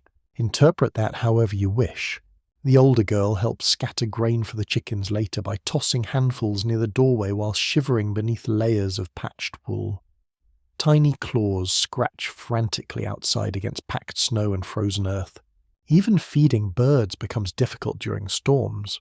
Nothing simple remains simple here. The father hangs harness straps near the fire afterward to dry. Leather stiffens dangerously in severe cold if neglected too long. You notice how carefully he checks every buckle and stitch. Broken equipment in winter could become catastrophe frighteningly fast. Several scholars continue discussing how emotionally attached frontier families became to working animals, particularly in isolated regions where survival depended heavily on a few dependable creatures through repeated harsh seasons. Watching the father rub warmth back into the mule's harness straps, affection seems undeniable. Practical affection, perhaps, but real. The younger boy finally wakes coughing softly beneath blankets. The dog immediately lifts his head and pushes closer beside him with heavy, sleepy loyalty. That might be the warmest thing in the cabin right now, emotionally and physically. The grandmother hands the child warm broth while the mother checks his fever again. Slightly cooler today. Everyone relaxes invisibly. Not celebration, just less fear. Outside, weak sunlight finally reaches the clearing, reflecting blinding brightness from untouched snowdrifts beyond the cabin walls. For a few moments the entire forest glows silver-white through the tiny frost-rimmed window, beautiful from indoors, potentially deadly from anywhere else. The father repairs a section of fencing near the lean to later in the morning, while the older girl gathers scattered straw blown loose by the storm. Every outdoor task happens quickly because exposed fingers lose warmth almost immediately. You hear livestock constantly now once you begin listening properly. The low-shifting breath of cows, chickens complaining endlessly about existence, the mule stamping against frozen ground. Animal life surrounds the cabin like another layer of winter sound beneath the wind. A small but genuine frontier custom involved naming work animals after politicians, relatives, saints, or occasionally foods. Some names grew deeply ridiculous by modern standards. You silently decide the mule absolutely looks like a Walter. The mother eventually boils extra grain mash near the fire for the weaker cow outside. Even food gets warmed when temperatures drop this far, inside the cabin. The air thickens steadily through the afternoon with steam from cooking and drying clothes. Condensation gathers once more around the little window, before freezing delicately along the edges. The older boy manages to sit upright near the hearth now, wrapped in blankets while carving tiny shapes into scrap wood with a pocket knife. The younger child watches closely enough to nearly inhale wood shavings. Children remain children despite wilderness, storms, and existential cold. Outside, livestock shuffle and breathe within their snow-packed shelter.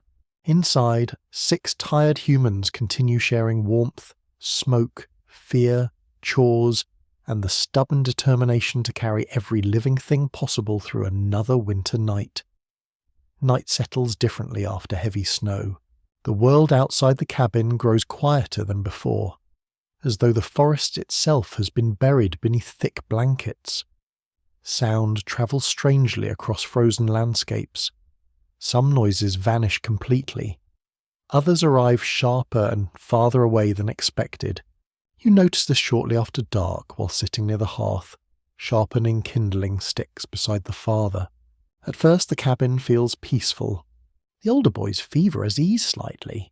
The younger child has finally stopped asking whether snow can bury the chimney entirely. The mother stirs soup slowly while the grandmother tells another story too softly to hear clearly over the fire. Then the dog lifts his head. Every person in the room notices immediately. The animal stares toward the door without moving, ears forward, body still, listening. You hear nothing at first beyond the ordinary winter sounds surrounding the cabin. Wind brushing gently through trees, fire crackling, a faint drip from melting snow near the roofline. Then something else. Far away, a long low howl carrying faintly through the woods. The younger child freezes with his spoon halfway to his mouth. The father says nothing, which somehow feels more serious than speaking. A documented aspect of frontier winter life involves frequent awareness of predators around settlements, especially wolves drawn closer by deep snow, hunger, livestock, or cooking smells drifting from cabins. You wait for another howl. It comes eventually. Closer this time perhaps. Or maybe snow simply carries sound differently tonight. The grandmother continues stirring broth without visible concern. Clearly wolves belong to ordinary winter life here the same way storms do. Dangerous, unwelcome, familiar. The younger girl quietly moves nearer the hearth anyway. Reasonable choice. One unusual detail preserved in several frontier accounts describes settlers hanging bits of metal, bells, or even spoons near animal shelters because sudden noise sometimes startled predators away during nighttime disturbances. You imagine wolves retreating emotionally offended by kitchen utensils. The father finally stands and checks the rifle resting near the wall. Not dramatically. He simply verifies where it sits before returning to the fire. Preparedness counts as calmness here. Outside, the howl fades again into distant silence. The younger child exhales slowly. The dog does not relax. The cabin grows quieter afterward. Everyone listens more carefully now between conversations. Even the fire seems louder once attention sharpens towards surrounding darkness. You begin noticing the night sounds properly. Snow slipping softly from tree branches. The creaking complaint of frozen wood contracting in cold air. Tiny scratching noises somewhere inside the wall perhaps. Mice maybe. Frontier cabins rarely belonged exclusively to humans during winter. The mother notices your expression and nods toward one corner of the room where a small trap rests near the wall. There it is. Evidence. A recurring nuisance mentioned in many settlement journals involved mice invading cabins for warmth and food during harsh winters. Families fought constant small battles against pests chewing grain sacks, blankets, and candles. Even rodents understood real estate value apparently. The older boy carves quietly beside the hearth while wrapped in quilts. His face looks pale but steadier tonight. Every so often he pauses to listen toward the woods too. You suspect everyone here has learned the same lesson. Winter sounds matter. The grandmother eventually tells a story about hearing panthers scream near cabins during storms years ago farther south. The younger child immediately regrets asking follow-up questions. Good instinct, honestly. Some folklorists continue discussing how isolated winter conditions encourage supernatural beliefs across frontier regions. Since darkness, storms, animal sounds, and exhaustion often blur together in unsettling ways. After spending several nights here already, you completely understand how forests become haunted. The wind shifts suddenly near midnight. You hear it moving through the trees before it reaches the cabin itself. Branches scrape together overhead while drifting snow hisses across the roof again in long sweeping waves.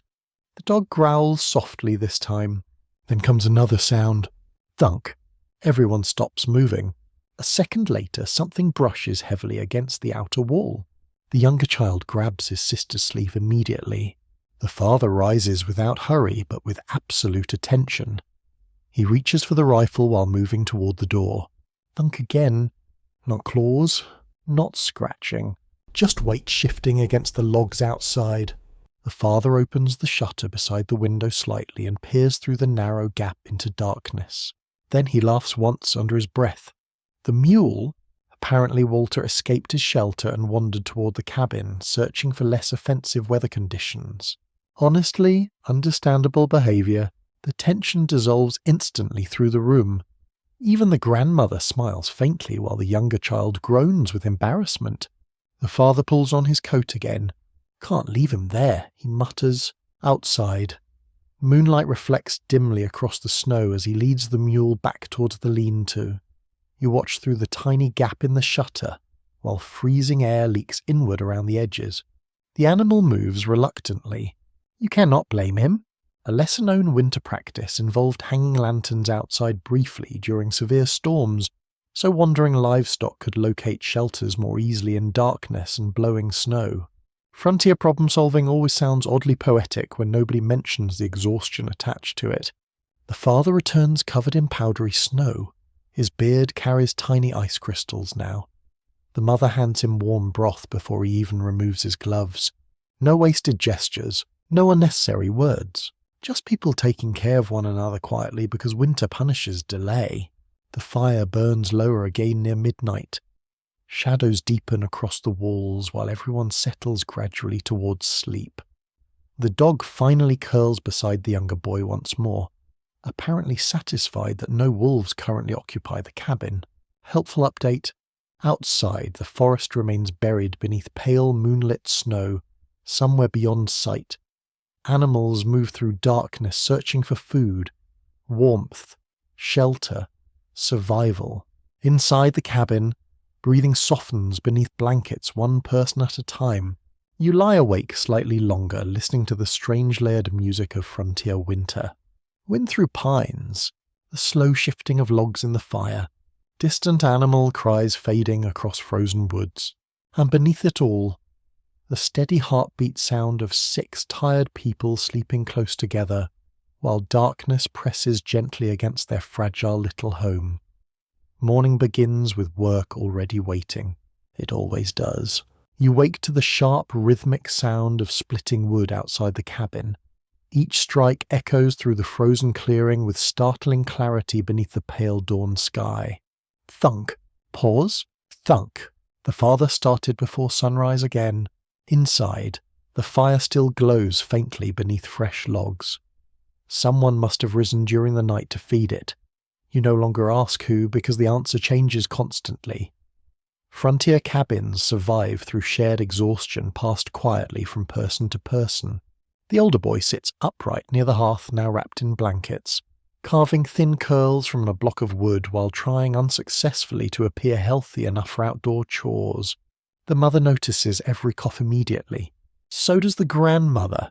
So does the dog, honestly. Outside, the world has transformed under clear weather at last.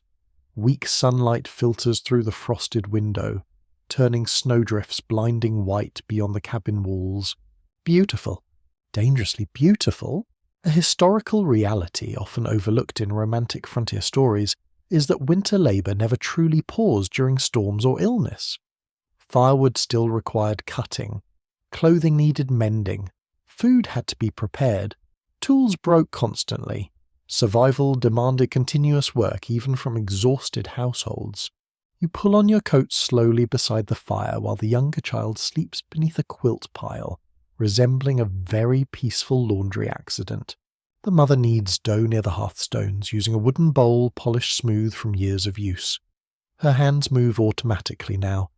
Press, fold, turn, repeat.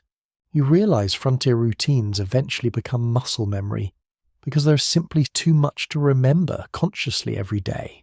The father returns carrying another armload of split wood across his shoulders. Snow dust sparkles along his coat in the morning light before melting slowly onto the floorboards. He says only one thing: clear sky. Everyone looks relieved. Clear skies mean colder temperatures usually, but also safer travel, easier wood gathering, and less immediate fear about roofs collapsing beneath fresh snow. Winter optimism arrives in strange forms here. The older girl begins sweeping ash and dirt toward the doorway using a handmade broom of bundled twigs. Dust rises briefly through shafts of sunlight near the fire. Cabin cleaning during winter appears less about achieving cleanliness and more about maintaining emotional order against overwhelming chaos. You approve deeply. One charming frontier detail preserved in household journals involves families polishing pewter spoons, lantern glass, or even rifle barrels during long winter days simply because maintaining objects helped fight boredom and hopelessness. Humans will absolutely organize spoons for psychological survival. The younger child finally wakes and immediately complains about cold floorboards touching his feet. The grandmother responds by handing him socks warmed beside the fire overnight. That might genuinely qualify as frontier luxury. Breakfast smells richer this morning. Bread baking near the hearth. Fat sizzling lightly in an iron pan. Coffee substitute bubbling beside it with its familiar bitter earthy scent. Even the dog sits straighter. The mother sends the older girl outside briefly to shake blankets free of ash and dust. You watch through the window while she snaps heavy quilts sharply against the cold air, sending pale clouds drifting across the clearing. Everything in cabin life accumulates smoke eventually. Blankets, hair, skin, memories probably. A number of researchers have explored how frontier households functioned as production spaces as much as living spaces. Cabins constantly hosted spinning, sewing, tool repair, candle making, soap preparation, food preservation, and countless other tasks within the same cramped room. Watching the morning unfold now, the cabin resembles a workshop that occasionally allows sleeping. The father repairs a cracked stool near the doorway while the mother checks drying herbs hanging from ceiling beams. Some have darkened too much from smoke exposure. She removes them carefully anyway. Waste nothing, always. The older boy insists he can help sharpen tools today. The father allows it but keeps glancing toward him whenever coughing returns. Illness has not disappeared completely. It simply settled into the background for now beside every other winter concern. That seems common on the frontier too. Problems rarely vanish entirely. They just rotate politely. Outside, sunlight strengthens across the clearing. Snow reflects so brightly through the little window that everyone squints occasionally while working. Meltwater drips softly from sections of roof exposed to direct light. You hear birds again for the first time in days. Tiny quick chirps somewhere high in the trees. The younger child hears them too and rushes toward the window excitedly enough to nearly knock over a water bucket. Frontier parenting appears heavily focused on preventing accidental disasters every 6 minutes. One lesser-known practice in isolated settlements involved families saving every scrap of candle wax during winter, melting old stubs together repeatedly to create new candles because reliable light remained precious during long dark months. The grandmother demonstrates exactly that near the fire now, trimming blackened wicks carefully while melted wax softens in a small tin cup beside the flames. Nothing ends its usefulness after one purpose here. Not candles, not clothing, not people. The father finally sends you and the older girl outside to gather loose branches scattered near the tree line before the next storm arrives. The cold bites immediately at your face, but after days inside the smoky cabin, the air feels startlingly clean. Snow crunches sharply beneath your boots. The forest stands silent except for occasional dripping from sunlit branches overhead. Everywhere you look, winter stretches outward untouched and enormous. The cabin behind you appears tiny against it all. Fragile too, yet smoke still rises steadily from the chimney. Life continues inside? The older girl gathers branches quickly with practiced hands, while explaining which woods burn fastest and which should be saved for overnight fires. Children here learn survival knowledge before adolescence. Probably before proper handwriting, honestly. Several historians continue debating how emotionally resilient frontier families became through repeated exposure to hardship versus how much hidden stress simply went unrecorded in surviving documents. Standing in the frozen clearing now, both possibilities feel true simultaneously. Back inside later. The cabin glows warmly with afternoon firelight and the smell of fresh bread. The younger child naps again beside the dog. The grandmother hums quietly while winding yarn. And all around you, work continues steadily through the winter day because in tiny frontier cabins, survival itself is a full-time occupation. By the next afternoon, people begin talking about the neighbours again. Not casually, carefully. The snow has stopped completely now, and pale sunlight stretches across the clearing in long silver beams between the trees. Smoke from the cabin chimney rises straight upward for the first time in days without wind tearing it sideways. Good weather by frontier standards. which still means your eyelashes freeze outdoors if you blink too thoughtfully. The father stands near the doorway, studying the distant tree line while pulling on his gloves. Beyond those woods, somewhere hidden under miles of snow and silence, another cabin sits near the creek, maybe 2 miles away, maybe 3 depending on the path. Distance changes strangely during winter. The mother notices him looking. "You think they're all right?" He shrugs slightly. That shrug contains concern. A widely recognized feature of frontier settlement life involved heavy dependence on neighboring households, despite large physical distances between cabins. Families borrowed tools, shared news, helped during illness, and assisted one another during storms whenever travel remained possible. Isolation existed, but complete isolation rarely survived long. Not emotionally, not practically. The older girl asks whether someone should check on the Millers before the next snowfall arrives. The father says nothing for several moments while staring toward the trees. You can almost watch the calculations happening behind his eyes. Snow depth, temperature, remaining daylight, risk. The older boy finally coughs again from beneath blankets near the hearth. Less fever now, but weakness still clings to him heavily enough that outdoor travel remains impossible. The father exhales slowly. "I'll go tomorrow," he says at last. "Tomorrow, provided weather allows. Everything on the frontier depends on weather allowing." The younger child immediately asks whether the Miller children still own the carved wooden horse he traded away last autumn for 2 apples, and what sounds suspiciously like a deeply unfair amount of disappointment. The grandmother snorts softly near the fire. Apparently, frontier economic systems remain emotionally complicated at every age.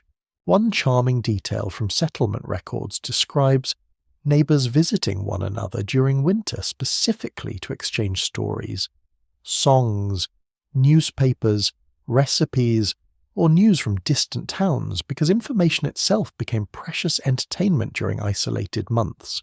Human beings truly will walk through snowstorms just to hear gossip. Respect honestly. The mother begins preparing extra bread near the hearth. Not much, just enough to share tomorrow if the father travels safely. Frontier generosity operates differently from modern abundance. Giving away food during winter actually means something. The cabin smells wonderful now. Fresh bread, wood smoke, melting snow steaming from drying coats. Even the older boy seems more alert today, sitting upright while shaving tiny wooden pegs into neat piles beside the fire. Recovery on the frontier looks remarkably quiet. No dramatic movie speeches, just slightly less coughing, slightly more appetite, slightly steadier breathing through the night. Outside, crows gather noisily along the trees near the clearing. Their dark shapes stand sharply against endless snow. The younger child watches them through the little window with suspicious concentration. He claims they are discussing the cabin. Honestly, after spending this long here, you are open to the possibility. Some folklorists continue examining how winter storytelling and superstition strengthened community bonds in isolated frontier regions, where weather and darkness already encouraged imaginative explanations for ordinary events. Crows holding meetings feels extremely frontier somehow. The father eventually pulls out a rough hand-drawn map from inside the wooden chest near the wall. You lean closer beside the firelight. The paper looks fragile with age and repeated folding. Ink has faded along the edges where fingers touched it most often. Tiny marks identify streams, hills, neighbouring farms, and trails nearly invisible now beneath winter snow. Travel between cabins during harsh weather required memory more than roads. The older girl points toward one narrow route through the trees. Creek paths drifted over by now. The father nods. You realize children here learn geography through survival, not tourism. A curious frontier habit involved hanging blankets over cabin doors temporarily during specially cold weather to trap more heat indoors. Some visitors reportedly described entering homes through layers of fabric like exhausted travelers entering very smoky castles. The mother hangs another blanket near the doorway now while evening cold creeps back across the clearing. Every sunset restarts the battle. The grandmother asks whether the Miller family still has enough lamp oil. The father thinks they probably do. The mother looks unconvinced. People remember shortages after surviving them once. The younger child eventually grows restless and begins stacking split firewood pieces into tiny towers near the hearthstones. The dog immediately knocks one over by accident and receives a lecture from a 6-year-old frontier architect. Dignity destroyed instantly. The cabin glows softly as daylight fades outside. Firelight flickers across rough walls while shadows stretch longer through the room. You hear the familiar evening sounds returning one by one. Kettle simmering, needle through cloth, wood settling in the fire, someone quietly clearing their throat near the hearth. The older boy asks the father whether he should carry the rifle tomorrow if he visits the neighbouring cabin. The father answers yes without hesitation, not because danger is guaranteed, because wilderness always remains possible. Several surviving journals from remote settlements describe winter journeys between cabins as psychologically difficult, even over short distances, because snow erased landmarks, while silence distorted depth and direction. You picture the father walking tomorrow through white woods carrying bread, news, concern, and a rifle beneath cold sunlight, tiny threads connecting isolated lives. The mother eventually wraps the extra loaf carefully in cloth beside the fire. Steam still rises faintly from it. You suddenly understand how meaningful warm bread might feel after days trapped by storms in another cabin just like this one. Not luxury, comfort. Proof someone remembered you existed beyond the snow. Outside, dusk settles fully across the frozen forest once more. Smoke drifts upward from the chimney into pale evening sky while darkness gathers patiently beneath the trees. Inside the cabin, plans for tomorrow move quietly through tired conversation. Neighbours, roads buried under snow, the possibility of contact beyond these walls, and somewhere out there in the winter woods, another family likely sits beside another fire wondering exactly the same things tonight. The days begin blending together after that. Not because nothing happens, because everything repeats. Morning fire, water, wood, soup, mending, darkness. Then the cycle quietly begins again while snow deepens along the edges of the clearing and smoke stains grow darker above the hearth. You lose track of exact dates first, then weekdays. Eventually even the children stop asking how long winter will last because the question no longer seems useful. The father leaves early one morning to visit the neighbouring cabin and does not return until nearly dusk. By then everyone inside has already imagined several terrible possibilities, despite pretending otherwise. The mother keeps checking the window. The grandmother keeps listening toward the woods. The younger child invents increasingly dramatic wolf-related theories every hour. Frontier waiting becomes its own kind of labour. When the father finally appears through the trees carrying snow across his shoulders and cold in his beard, the entire cabin seems to breathe differently again. The neighbour survived. One cow lost. Roof damaged. Lamp oil nearly gone. Otherwise alive. That qualifies as good news here. An accepted historical pattern in isolated settlements was that long winters often distorted people's sense of time. Diaries from frontier regions regularly describe days blurring together through repetitive indoor routines and endless weather observation. You understand completely now. The cabin itself encourages sameness. Firelight always flickers across the same rough walls. Smoke always gathers beneath the rafters. The same bowls return each meal. The same boots wait beside the hearth every evening. Even conversations circle familiar subjects eventually. Wood supply, weather signs, animal feed, road conditions. The older boys cough. The younger child now measures time according to meals and stories rather than dates. He asks whether tonight requires the bear story or the river ghost story after supper. The grandmother sighs dramatically every time, then tells the stories anyway. One especially odd frontier belief claimed whistling indoors during winter invited storms toward the cabin. Some families enforce complete anti-whistling rules with surprising seriousness. The younger child tests this theory constantly. The grandmother threatens him with spiritual consequences repeatedly. You remain unconvinced the storms care. Outside, Snow has hardened now beneath several days of cold sunlight and freezing nights. The clearing shines almost blue in morning light before the fire fully warms the cabin. Inside, little routines have settled into place so completely they begin feeling permanent. The mother hangs gloves beside the same beam each afternoon. The father sharpens tools near the doorway every evening. The older girl practices letters in ash beside the hearth, while the younger child builds elaborate imaginary forts from firewood scraps until someone stops him. The dog sleeps wherever warmth appears strongest at any given moment. Honestly, the wisest frontier resident by far, a number of scholars continue examining how monotony affected emotional health in remote winter communities, where travel became difficult, and entertainment options remained limited for weeks or months. You notice small signs of it now. Long pauses in conversation, people staring into the fire without speaking, the older girl tracing patterns absent-mindedly into condensation on the window. Even laughter arrives softer some days, as though everyone conserves energy emotionally along with everything else.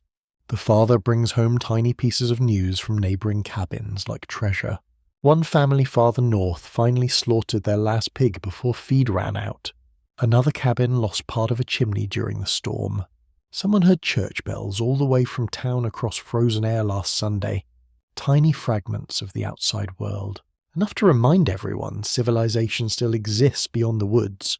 The mother saves a small spoonful of molasses one evening and mixes it secretly into the younger child's bread.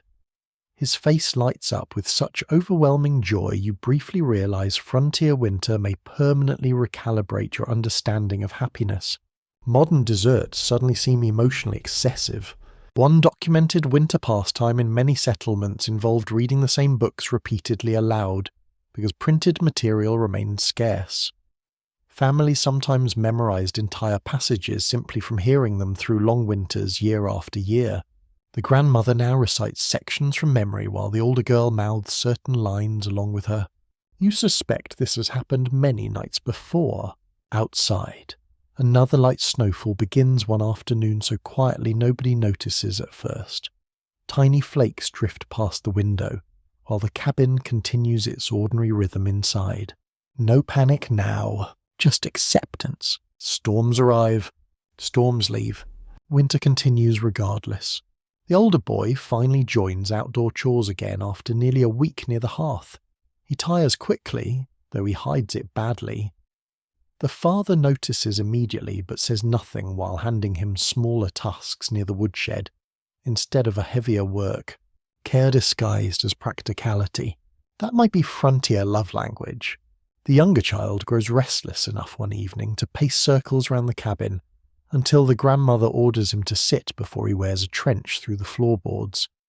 He collapses dramatically beside the dog afterward, with the suffering dignity of a tiny prisoner. Cabin fever appears highly theatrical at age 6. Researchers studying frontier domestic life often note how winter evenings became psychologically important, because candlelight, storytelling, games, and simple companionship softened the strain of confinement. You feel that tonight. The wind outside has gone still. Snow reflects faint moonlight through the frosted window. The fire burns low and steady while everyone settles into familiar places around the room. No excitement, no dramatic danger, just survival becoming ordinary. The mother sews quietly. The father carves another spoon. The grandmother hums beneath her breath. Children drift slowly towards sleep wrapped in quilts smelling faintly of smoke and wool. And inside the little cabin surrounded by frozen wilderness, time moves gently forward, one repetitive winter day at a time. The smallest comforts begin feeling enormous by midwinter. You notice it one evening when the mother opens a tiny cloth pouch near the hearth, and the entire cabin reacts as though treasure has appeared. Coffee! Real coffee. Not roasted chicory, not burned grain pretending courageously to be coffee. Actual dark, fragrant coffee beans saved carefully for weeks. The younger child gasps dramatically. The father smiles for the first time in days. Even the grandmother straightens slightly beside the fire. You would think someone had produced diamonds from the wooden chest.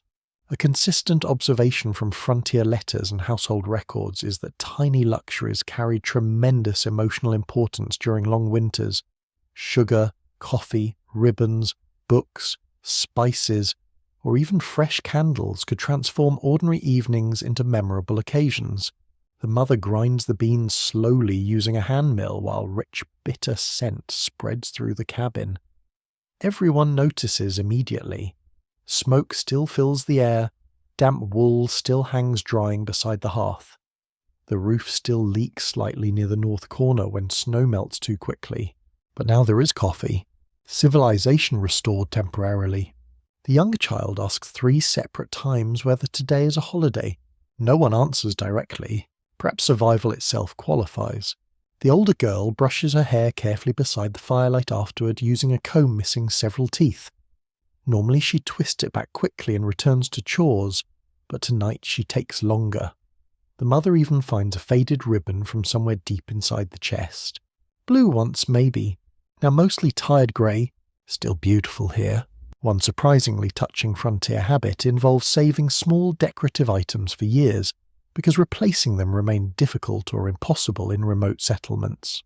A single ribbon or polished button might survive across multiple generations. Objects become emotional anchors during isolated winters. The father washes his face and beard more thoroughly than usual before supper using warm water from the kettle. Steam rises faintly around him while the younger child watches with fascination normally reserved for travelling magicians. Warm water for washing counts as advanced frontier technology. The grandmother notices your amusement. Cold makes people forget they're people, she says quietly. Then she smooths her blanket carefully across her lap as though proving herself wrong. Outside, snow still blankets the clearing in deep, hard drifts. But the sky has cleared completely tonight. Moonlight shines through the frosted window bright enough to cast pale silver across the floorboards near the door. Inside the cabin, firelight glows warmly against rough log walls while coffee simmers gently above the flames. A lesser-known custom in some frontier communities involved reserving tiny amounts of imported spices specifically for morale during winter gatherings or difficult weeks. Cinnamon, nutmeg, or cloves might appear only once or twice a season. You suddenly understand why people nearly wrote poetry about cinnamon historically. The older boy, finally stronger again, pulls out the small carving he has hidden beside his bedding for days. A tiny wooden horse, carefully shaped, slightly uneven, perfect anyway. He hands it to the younger child without ceremony. The younger boy stares at it silently before clutching it against his chest with such intense joy. The entire cabin softens around him emotionally. One little carved horse. That is enough tonight. Several scholars examining frontier domestic life have noted how emotional resilience often depended less on grand celebrations and more on repeated small moments of comfort, ritual, humour, and shared attention within households. You feel that deeply now. The mother pours tiny cups of coffee after supper. Not much. Supplies remain limited. Even the aroma alone seems to warm the room somehow. The father closes his eyes briefly after the first sip. Honestly, same. The grandmother tells a story afterward about attending a winter dance decades earlier before moving west. Candlelight reflecting from snow outside. Music drifting through crowded rooms. Fresh bread and fiddles and wool coats drying near enormous fires. The younger girl listens like someone hearing mythology. Perhaps she is. A curious detail preserved in several settlement accounts describes families polishing their best boots, dresses, or coats during particularly difficult winters, simply to remind themselves that normal social life still existed somewhere beyond survival chores. Tiny acts of dignity matter enormously in hard seasons. The mother even brings out a small square of beeswax later to polish the wooden table beside the hearth. The gesture feels almost absurdly elegant inside such a smoky, cramped room. And yet the cabin changes immediately. The firelight gleams softer across the wood afterward. The younger child begins galloping the carved horse across folded blankets while making deeply inaccurate animal noises. The dog watches with visible concern. The older girl hums quietly while sewing one final patch into her shawl. Tonight the sound feels lighter than before, less tired somehow. Outside, the frozen forest shines beneath moonlight untouched and silent. Snowdrifts glitter faintly between black tree trunks. Smoke rises steadily from the chimney into clear, cold sky. You imagine neighbouring cabins glowing similarly through the darkness. Other fires, other tired families, other tiny moments of comfort carried carefully through winter. The father eventually produces one more surprise from the chest near the wall, a newspaper fragment nearly a year old. The younger child groans immediately. The grandmother ignores him completely and begins reading aloud by firelight anyway. Political arguments, market prices, news from distant cities none of the children have ever seen. Half the paper is missing along one edge where someone once used it for another purpose entirely. No one cares. The room listens together while the fire crackles softly. Information itself feels luxurious here. One frontier traveller once remarked that isolated winter cabins often developed extraordinary appreciation for ordinary pleasures, because hardship stripped away excess until simple comforts regained full emotional weight. You understand now. Warm coffee, clean hair, a ribbon, a story, one tiny wooden horse beside the fire, and for a little while, winter no longer feels quite so endless beyond the walls. The arguments begin quietly. They always do. No dramatic shouting at first, no overturned tables or storming out into snow-filled darkness, because frankly there is nowhere practical to storm toward. Just tiredness. Accumulated tiredness layered slowly over weeks of confinement. Smoke, cold, chores, worry, and interrupted sleep. You notice it one evening while the mother stirs stew near the fire and the father struggles with a broken harness strap beside the doorway. The leather snaps again in his hands. Not loudly, just enough. He exhales sharply. The mother glances over. "You dried it too close to the fire," she says. Simple observation. Reasonable observation. The father answers too quickly. "It was wet." Silence follows. The older girl lowers her eyes toward her sewing immediately. The younger child suddenly becomes deeply fascinated by the wooden horse beside the hearth. Even the dog looks emotionally prepared to relocate. Frontier cabins leave very little space for irritation to disperse safely. A frequently noted reality in settlement journals is that long winters intensify domestic tension, simply because families remained crowded together constantly under physical and emotional strain. Privacy became nearly impossible. You feel that truth pressing against the cabin walls tonight. The fire burns too hot near the hearth and too cold near the door as usual. Smoke drifts low beneath the ceiling because the wind changed again outside. Damp gloves hang everywhere. Someone forgot to empty the wash basin earlier. The older boy coughs occasionally despite insisting he recovered fully. Nothing terrible, everything exhausting. The mother keeps stirring the stew. The father keeps repairing the strap. Neither speaks for several minutes afterward. One particularly strange frontier superstition claimed arguments during storms invited worse weather toward the cabin. Some families genuinely avoided raised voices during heavy snow for fear the house itself might somehow hear anger. Honestly, after listening to these walls creak at night, you understand why people developed theories. The younger child eventually asks whether wolves can smell soup through cabin walls. Nobody answers, probably because everyone is still annoyed about the harness strap. The grandmother finally sighs from beside the fire. "You're both tired," she says. There it is. The entire frontier emotional vocabulary condensed into one sentence. Tired, not angry, not cruel, just worn thin by winter. The father mutters something apologetic eventually while tightening the repaired leather carefully between his hands. The mother nods once without looking up from the stew. Conflict resolved frontier style. Minimal ceremony. A number of social historians continue discussing how emotional restraint functioned inside isolated households, where maintaining cooperation remained essential for survival. Open hostility carried practical risks in environments already physically dangerous. You begin noticing how carefully everyone manages tone inside the cabin. Not perfectly. but carefully. The older girl burns one loaf of bread slightly later that evening and immediately apologizes before anyone even comments. The father knocks over a cup near the hearth and cleans it silently without irritation. Tiny mistakes receive quick forgiveness because everyone understands how close exhaustion always sits beneath the surface. The younger child does not understand this yet. He spends 20 straight minutes drumming sticks against the floorboards while singing about snow ghosts. The grandmother eventually confiscates the sticks with frightening efficiency. Peace restored temporarily. Outside, wind rises again around sunset.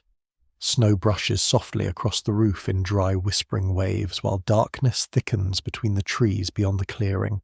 Inside, everyone drifts into familiar evening positions near the fire, close enough to share warmth, far enough apart to preserve patience. The older boy sharpens carving tools quietly while the father checks remaining food stores beside the wall shelves. You watch his expression change slightly while counting sacks. Not panic, calculation. Late winter approaches slowly now. Supplies shrink visibly. One lesser-known hardship of frontier winters involved emotional pressure surrounding food management. Decisions about rationing, preserving seed grain, or slaughtering livestock early could create enormous household stress, especially when nobody knows exactly how long winter intends to remain. The mother notices the father counting supplies again. Enough, she asks softly. He hesitates just a fraction too long. Everyone hears it. The younger child does not notice. He currently attempts teaching the dog to guard the carved horse against invisible bandits. The dog appears unconvinced by the assignment. The older girl asks quietly whether spring planting will start late this year because of the snowpack. The father shrugs again. Another frontier shrug carrying entire storms of worry underneath. Several surviving letters from isolated settlements reveal how often people concealed fear from one another during difficult winters, particularly around children, illness, or dwindling supplies. The cabin tonight feels full of hidden arithmetic. Wood remaining, food remaining, weeks remaining, patience remaining. The grandmother eventually interrupts the mood by demanding a story from the father about the time he fell through river ice years earlier. The younger child becomes instantly delighted. The father becomes instantly suspicious. Apparently the story damages his dignity significantly. Excellent. He tells it anyway. Soon everyone laughs quietly while he describes crawling from freezing water covered in mud, while one boot floated downstream faster than he could chase it. Even the mother smiles openly now while stitching another patch into a blanket corner. Laughter sounds different inside winter cabins. Softer, more grateful, as though people briefly remember themselves beneath all the surviving. A charming little custom in some frontier communities involved teasing family members affectionately during long winters as a way to release tension without direct confrontation. Humour became emotional insulation almost as important as wool blankets. You see it clearly now. The older girl jokes about the father losing arguments against rivers. The grandmother claims the mule possesses stronger survival instincts than half the settlement.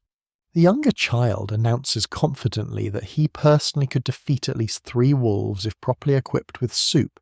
The cabin warms again emotionally. Not perfectly, but enough outside. Night settles heavily across the snow-covered forest once more. Wind rattles branches overhead while moonlight reflects pale blue across the clearing. Inside the little cabin, 6 tired people continue navigating the delicate frontier art of loving one another in extremely close quarters through another winter evening of smoke, fatigue, stories, and stubborn endurance. The thaw begins so quietly nobody trusts it at first. You notice it through sound, dripping, soft, steady dripping from the roof before sunrise. At first, the father assumes another leak opened overhead during the night. He sits upright near the fire, listening carefully while pale dawn light slowly gathers around the frosted window. But no basin overflows. No damp patch spreads across the floorboards. The sound comes from outside, melting. The younger child hears it next and immediately announces spring has arrived. The grandmother informs him sternly that one warm morning does not defeat winter. Still, Everyone moves differently after that. Hope enters the cabin carefully, like a shy animal uncertain whether it is welcome yet. A commonly observed pattern in frontier diaries is that late winter thaws created complicated emotions. Relief mixed with caution because temporary warming often led to dangerous mud, weakened ice, flooding, or renewed storms afterward. The father opens the door after breakfast and sunlight spills across the cabin floor brighter than it has in weeks. The air still bites cold, but something has changed beneath it. Softness. Snow along the cabin roof slides suddenly downward in heavy chunks, while steam rises faintly from darker patches of exposed wood. The younger child nearly cheers. The dog barks at the falling snow as though personally offended. Outside, the clearing glitters beneath pale gold light. Drifts remain deep, but surfaces have crusted and softened slightly under warming temperatures. Tiny streams of meltwater trickle beneath the snowpack somewhere unseen. You smell earth faintly for the first time in ages. Just a hint. Damp soil waking beneath winter. The mother carries blankets outdoors to air them across rough fence rails while sunlight still lasts. Smoke and stale cabin smells drift away slowly into the open air. The blankets look different outside somehow. Lighter, less burdened. One curious frontier tradition involved opening cabin doors and windows briefly during the first reliable thaws, no matter how cold the air remained, simply to exchange months of trapped smoke and sickness for fresh wind. You completely understand the urge. The older boy walks farther from the cabin today than he has since falling ill. His strength has returned slowly over the past weeks, though he still tires more easily than before. The father pretends not to notice when he pauses halfway toward the woodshed. The older girl notices. She quietly takes the heavier bucket from him without comment. Frontier tenderness often disguises itself as chores. Several historians continue exploring how seasonal transitions affected morale in isolated settlements, since the first visible signs of spring carried enormous emotional significance after long winters of confinement and uncertainty. The cabin feels taller today somehow, larger, even though nothing about the walls has changed. The younger child spends nearly an hour poking melting icicles beside the doorway with a stick while narrating dramatic battles against winter monsters. Eventually one icicle breaks loose and lands directly down the back of his coat. Justice arrives swiftly on the frontier. The grandmother laughs so hard she begins coughing. The father clears pathways around the lean-to while livestock shift restlessly in softer snow. The mule, Walter, appears deeply optimistic about the changing weather and considerably more willing to cooperate now that freezing wind no longer attacks his face constantly. Relatable again.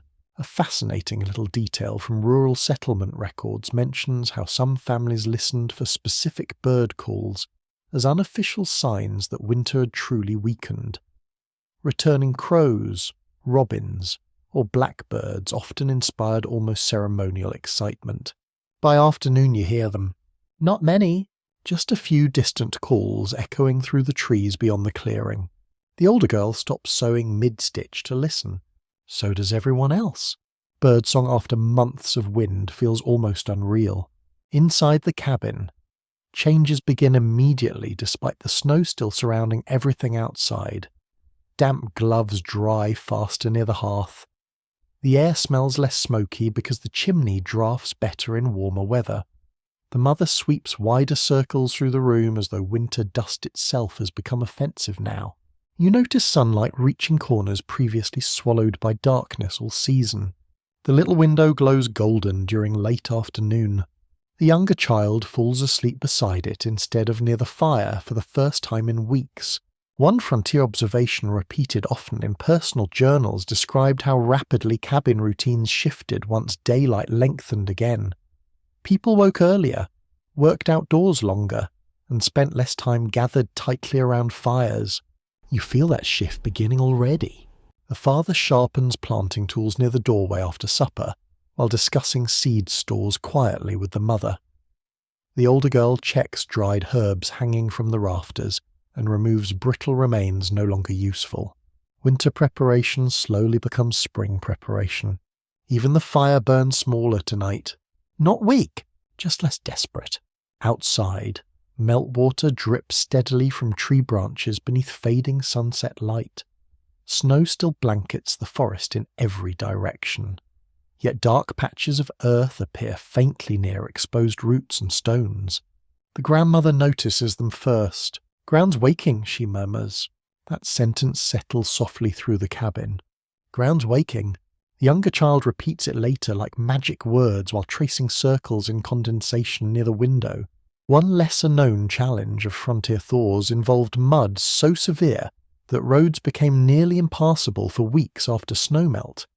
Some travellers claimed spring mud trapped wagons more effectively than winter snow. Nature truly believed in seasonal variety. Night falls gently now. Not kindly exactly, just less harshly. The wind has quieted. The roof no longer groans beneath heavy snow weight. Somewhere outside, water moves slowly through hidden channels beneath melting drifts.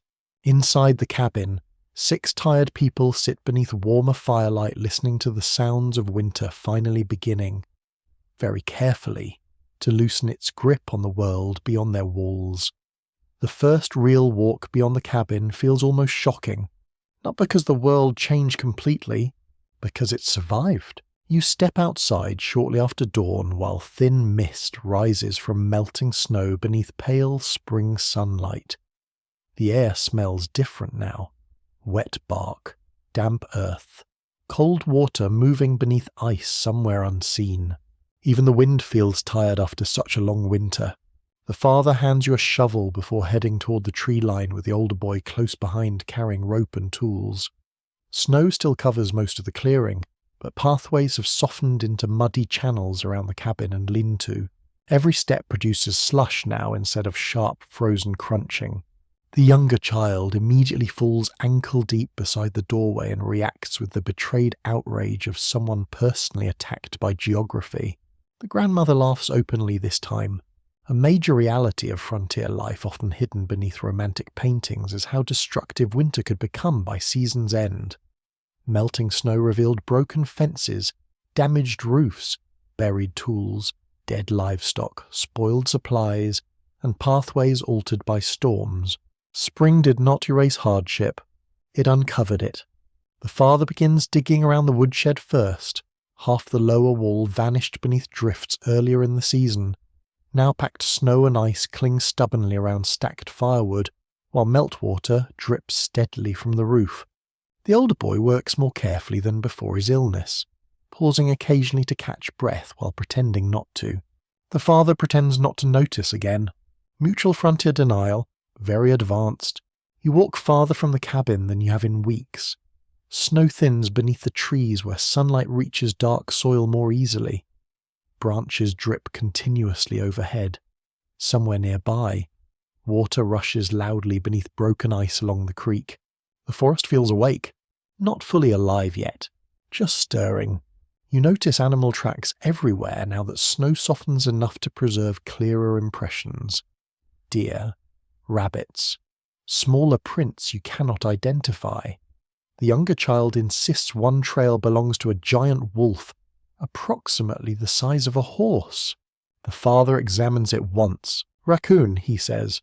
The younger child appears deeply disappointed. One unusual frontier habit involved reading animal tracks almost conversationally during late winter and early spring. Settlers often learned which creatures moved nearby, where predators hunted, or whether deer migrations shifted simply by studying snow and mud around cabins. The ground itself carried news. Near the creek, ice has broken apart into jagged floating slabs drifting slowly through dark water. Sunlight flashes against moving current, while exposed stones gleam black and wet beneath melting snowbanks. You hear frogs? Tiny faint sounds at first. Impossible sounds after months of winter silence. The older girl hears them too and stops gathering branches just to listen. Several historians have noted how strongly seasonal change affected emotional memory in isolated communities. Since the first sensory signs of spring often became deeply meaningful after prolonged hardship, you understand immediately. Running water feels miraculous. Birdsong feels miraculous. Mud even feels miraculous, though significantly less clean. Back near the cabin, the mother spreads bedding outdoors across rails and low branches while sunlight still lasts. Smoke and winter dampness drift away slowly into the warming air. The quilts look brighter somehow outside the cabin shadows. The grandmother carries cracked bowls and damaged tools into the light one by one, sorting what can still be repaired from what winter finally defeated. Nothing escapes inspection now. The roof leak near the north corner appears worse than expected once snow fully melts away. Several shingles warped badly beneath weeks of ice and wind. The father climbs carefully onto the roof before noon, carrying replacement boards cut earlier in winter. The mother watches the entire time without pretending otherwise. Frontier injuries during thaw season happened constantly. Wet wood, unstable footing, exhaustion from months of hard weather. One misplaced step could damage an already fragile household severely. The younger child attempts helping by carrying nails in both pockets, until he trips directly into mud beside the cabin wall. Now he resembles a very emotional potato. A curious little custom from some frontier regions involved planting the first spring seeds with quiet ceremony or prayer after surviving severe winters, especially in isolated settlements where survival never felt guaranteed. You suspect everyone here understands exactly why. The older boy eventually discovers one of his traps buried beneath drifted snow near the woods, empty now except for rust and frozen leaves. He cleans it carefully anyway before carrying it back toward the cabin. Nothing wasted, not even old disappointment. Inside the cabin, afternoon light pours through the little window stronger than ever before. Smoke rises cleaner through the chimney now. The air smells less trapped somehow. You notice something strange. The room seems smaller than it did during the storms, not because it changed, because everyone no longer fears leaving it. Winter transformed this place into an entire universe for months. Fire, shelter, safety, survival itself. Now the doorway stands open repeatedly while muddy boots move in and out carrying tools, branches, sunlight, fresh air, and news from the waking woods. The younger child spends nearly an hour building tiny rivers through mud with a stick while the dog watches suspiciously from dry ground. Wise decision, honestly. One final snow patch still lingers stubbornly near the north wall beside stacked firewood. The grandmother points at it while shaking her head. Always one, she mutters. The father laughs softly from the roof. Toward evening, everyone gathers briefly outside together, watching sunset turn the remaining snow pale gold between dark tree trunks. Water drips steadily from branches overhead, while distant birds call through the forest. The cabin behind you leans slightly still. Smoke rises from the chimney. The walls remain rough. The roof still needs repairs, yet somehow it endured, and so did everyone inside it. By the time true spring finally reaches the clearing, the cabin no longer feels quite the same. The walls still lean slightly. Smoke still stains the rafters dark above the hearth. The floorboards still creak near the doorway where melting snow warped them weeks earlier. And yet something inside the place has shifted quietly. Winter no longer owns it. You sit outside one evening beside the cabin while pale sunset light filters through damp pine branches overhead. The last stubborn patches of snow survive only in deep shadows now. Everywhere else the ground has softened into dark earth and new grass pushing carefully upward through old leaves. The air smells alive again. Mud, wood smoke, cold water, fresh-turned soil from the little garden patch the father and older girl prepared earlier that afternoon. Even the wind sounds gentler moving through the trees. A historical pattern noted across many frontier recollections is that people often remembered severe winters less through exact dates and more through stories attached to them. The storm when the roof nearly failed. The winter the creek froze solid. The season everyone survived sickness together. Hardships slowly transformed into memory around the fire. The younger child races through the clearing, now carrying the tiny carved horse, while the dog chases behind with deeply questionable enthusiasm. His boots splash through mud recklessly enough to guarantee extra cleaning later. Nobody stops him immediately. After months trapped inside one smoky room, movement itself feels worth the mess.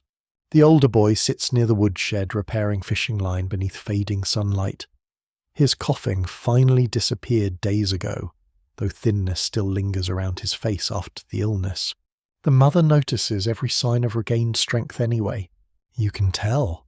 The older girl hangs blankets outdoors one final time before dusk. Spring air moves through them softly while smoke smell fades little by little beneath sunlight and wind. The grandmother watches from a chair near the doorway wrapped in her old quilt despite the warmer weather. Habit perhaps, or memory. One charming frontier tradition involved families marking the end of difficult winters with simple shared meals outdoors once weather allowed. No grand festival necessarily, just food eaten beneath open sky after months of confinement. Tonight's supper happens exactly that way. Stew, fresh bread, the last precious spoonful of preserved berries mixed carefully into hot biscuits for the children. The younger child nearly falls backward from happiness. Several researchers continue exploring how memory softened perceptions of frontier hardship over time, especially in stories passed down through generations where survival itself became proof of resilience. Sitting here now, you understand how that happens. The cabin looked terrifying during storms. Now it glows gold beneath sunset like something almost sacred. The father eventually steps away from the others and studies the roofline quietly. Repairs still show clearly in evening light. New boards beside older weathered wood. Fresh chinking between certain logs where winter wind found weaknesses. The cabin survived because people kept repairing it. Again, and again, and again. A curious little detail preserved in some settlement memoirs describes families carving initials, dates, or tiny marks into cabin walls after difficult winters as reminders that everyone endured together. You glance toward the doorway now and notice faint carved scratches near the frame. Old ones, older than this winter perhaps. Proof that previous seasons once felt endless too. Inside the cabin, the fire burns smaller tonight. Spring no longer demands constant roaring heat. The room feels wider now with the door left open to evening air and birdsong drifting through the clearing. You realise something strange. The cabin was never truly quiet all winter. Even during storms, there was always breathing, water simmering, wood cracking in the hearth, needles moving through cloth, someone coughing softly beneath blankets, tiny sounds of people refusing to disappear. The younger child falls asleep beside the doorway before supper fully ends. One muddy hand still wrapped around the carved wooden horse. The dog settles beside him automatically. The older girl laughs softly while covering them both with a blanket. The grandmother hums again near the fire. Same melody from the storm nights. Different season now. One final observation repeated by many frontier descendants is that tiny cabins often became emotional symbols long after families outgrew them or built larger homes. Not because the cabins were comfortable, because people survived there together. The father finally closes the door halfway as night cools the clearing once more. Frogs sing somewhere near the creek. Meltwater still moves through the forest beyond sight. The stars above the trees appear bright and steady in the clear spring sky. Inside, the cabin smells of bread, smoke, wool, and damp earth drifting in from outdoors. Familiar smells now. Human smells. You look around the little room one last time. The patched blankets, the blackened kettle above the hearth, the carved pegs, the repaired boots drying near the fire. Every object carries winter inside it somehow. And gradually, as the fire settles lower and conversation softens into tired evening quiet, the season itself begins slipping gently into memory. The storms become stories. The fear becomes relief.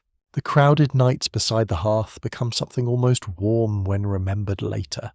Outside, spring continues slowly across the darkening woods. Inside the cabin, 6 tired people rest beneath softer weather at last, held together not by perfect comfort or easy lives, but by patience labour, laughter, smoke-stained walls, and one long winter survived side by side. Now the night grows quieter, the fire lowers itself into glowing embers. The wind no longer presses urgently against the walls. You hear frogs near the creek again, and somewhere farther off, water moving peacefully through darkness beneath the trees. The younger child murmurs in his sleep. The grandmother's humming fades gently into silence. The cabin breathes around you, warm and worn, and finally at rest after months of storms. And slowly, very slowly, your own thoughts begin to drift like wood smoke rising through the chimney into the cool spring night. You no longer need to listen for wolves. You no longer need to count firewood in the dark. The roof holds. The family sleeps. The long winter has passed, so you settle closer to the fading warmth of the hearth, while soft night air moves through the open doorway carrying the scent of wet earth and pine. Outside, stars shine quietly above the clearing. Inside, the last embers glow red beneath a blanket of ash. And little by little, the cabin disappears into peaceful darkness, sweet dreams,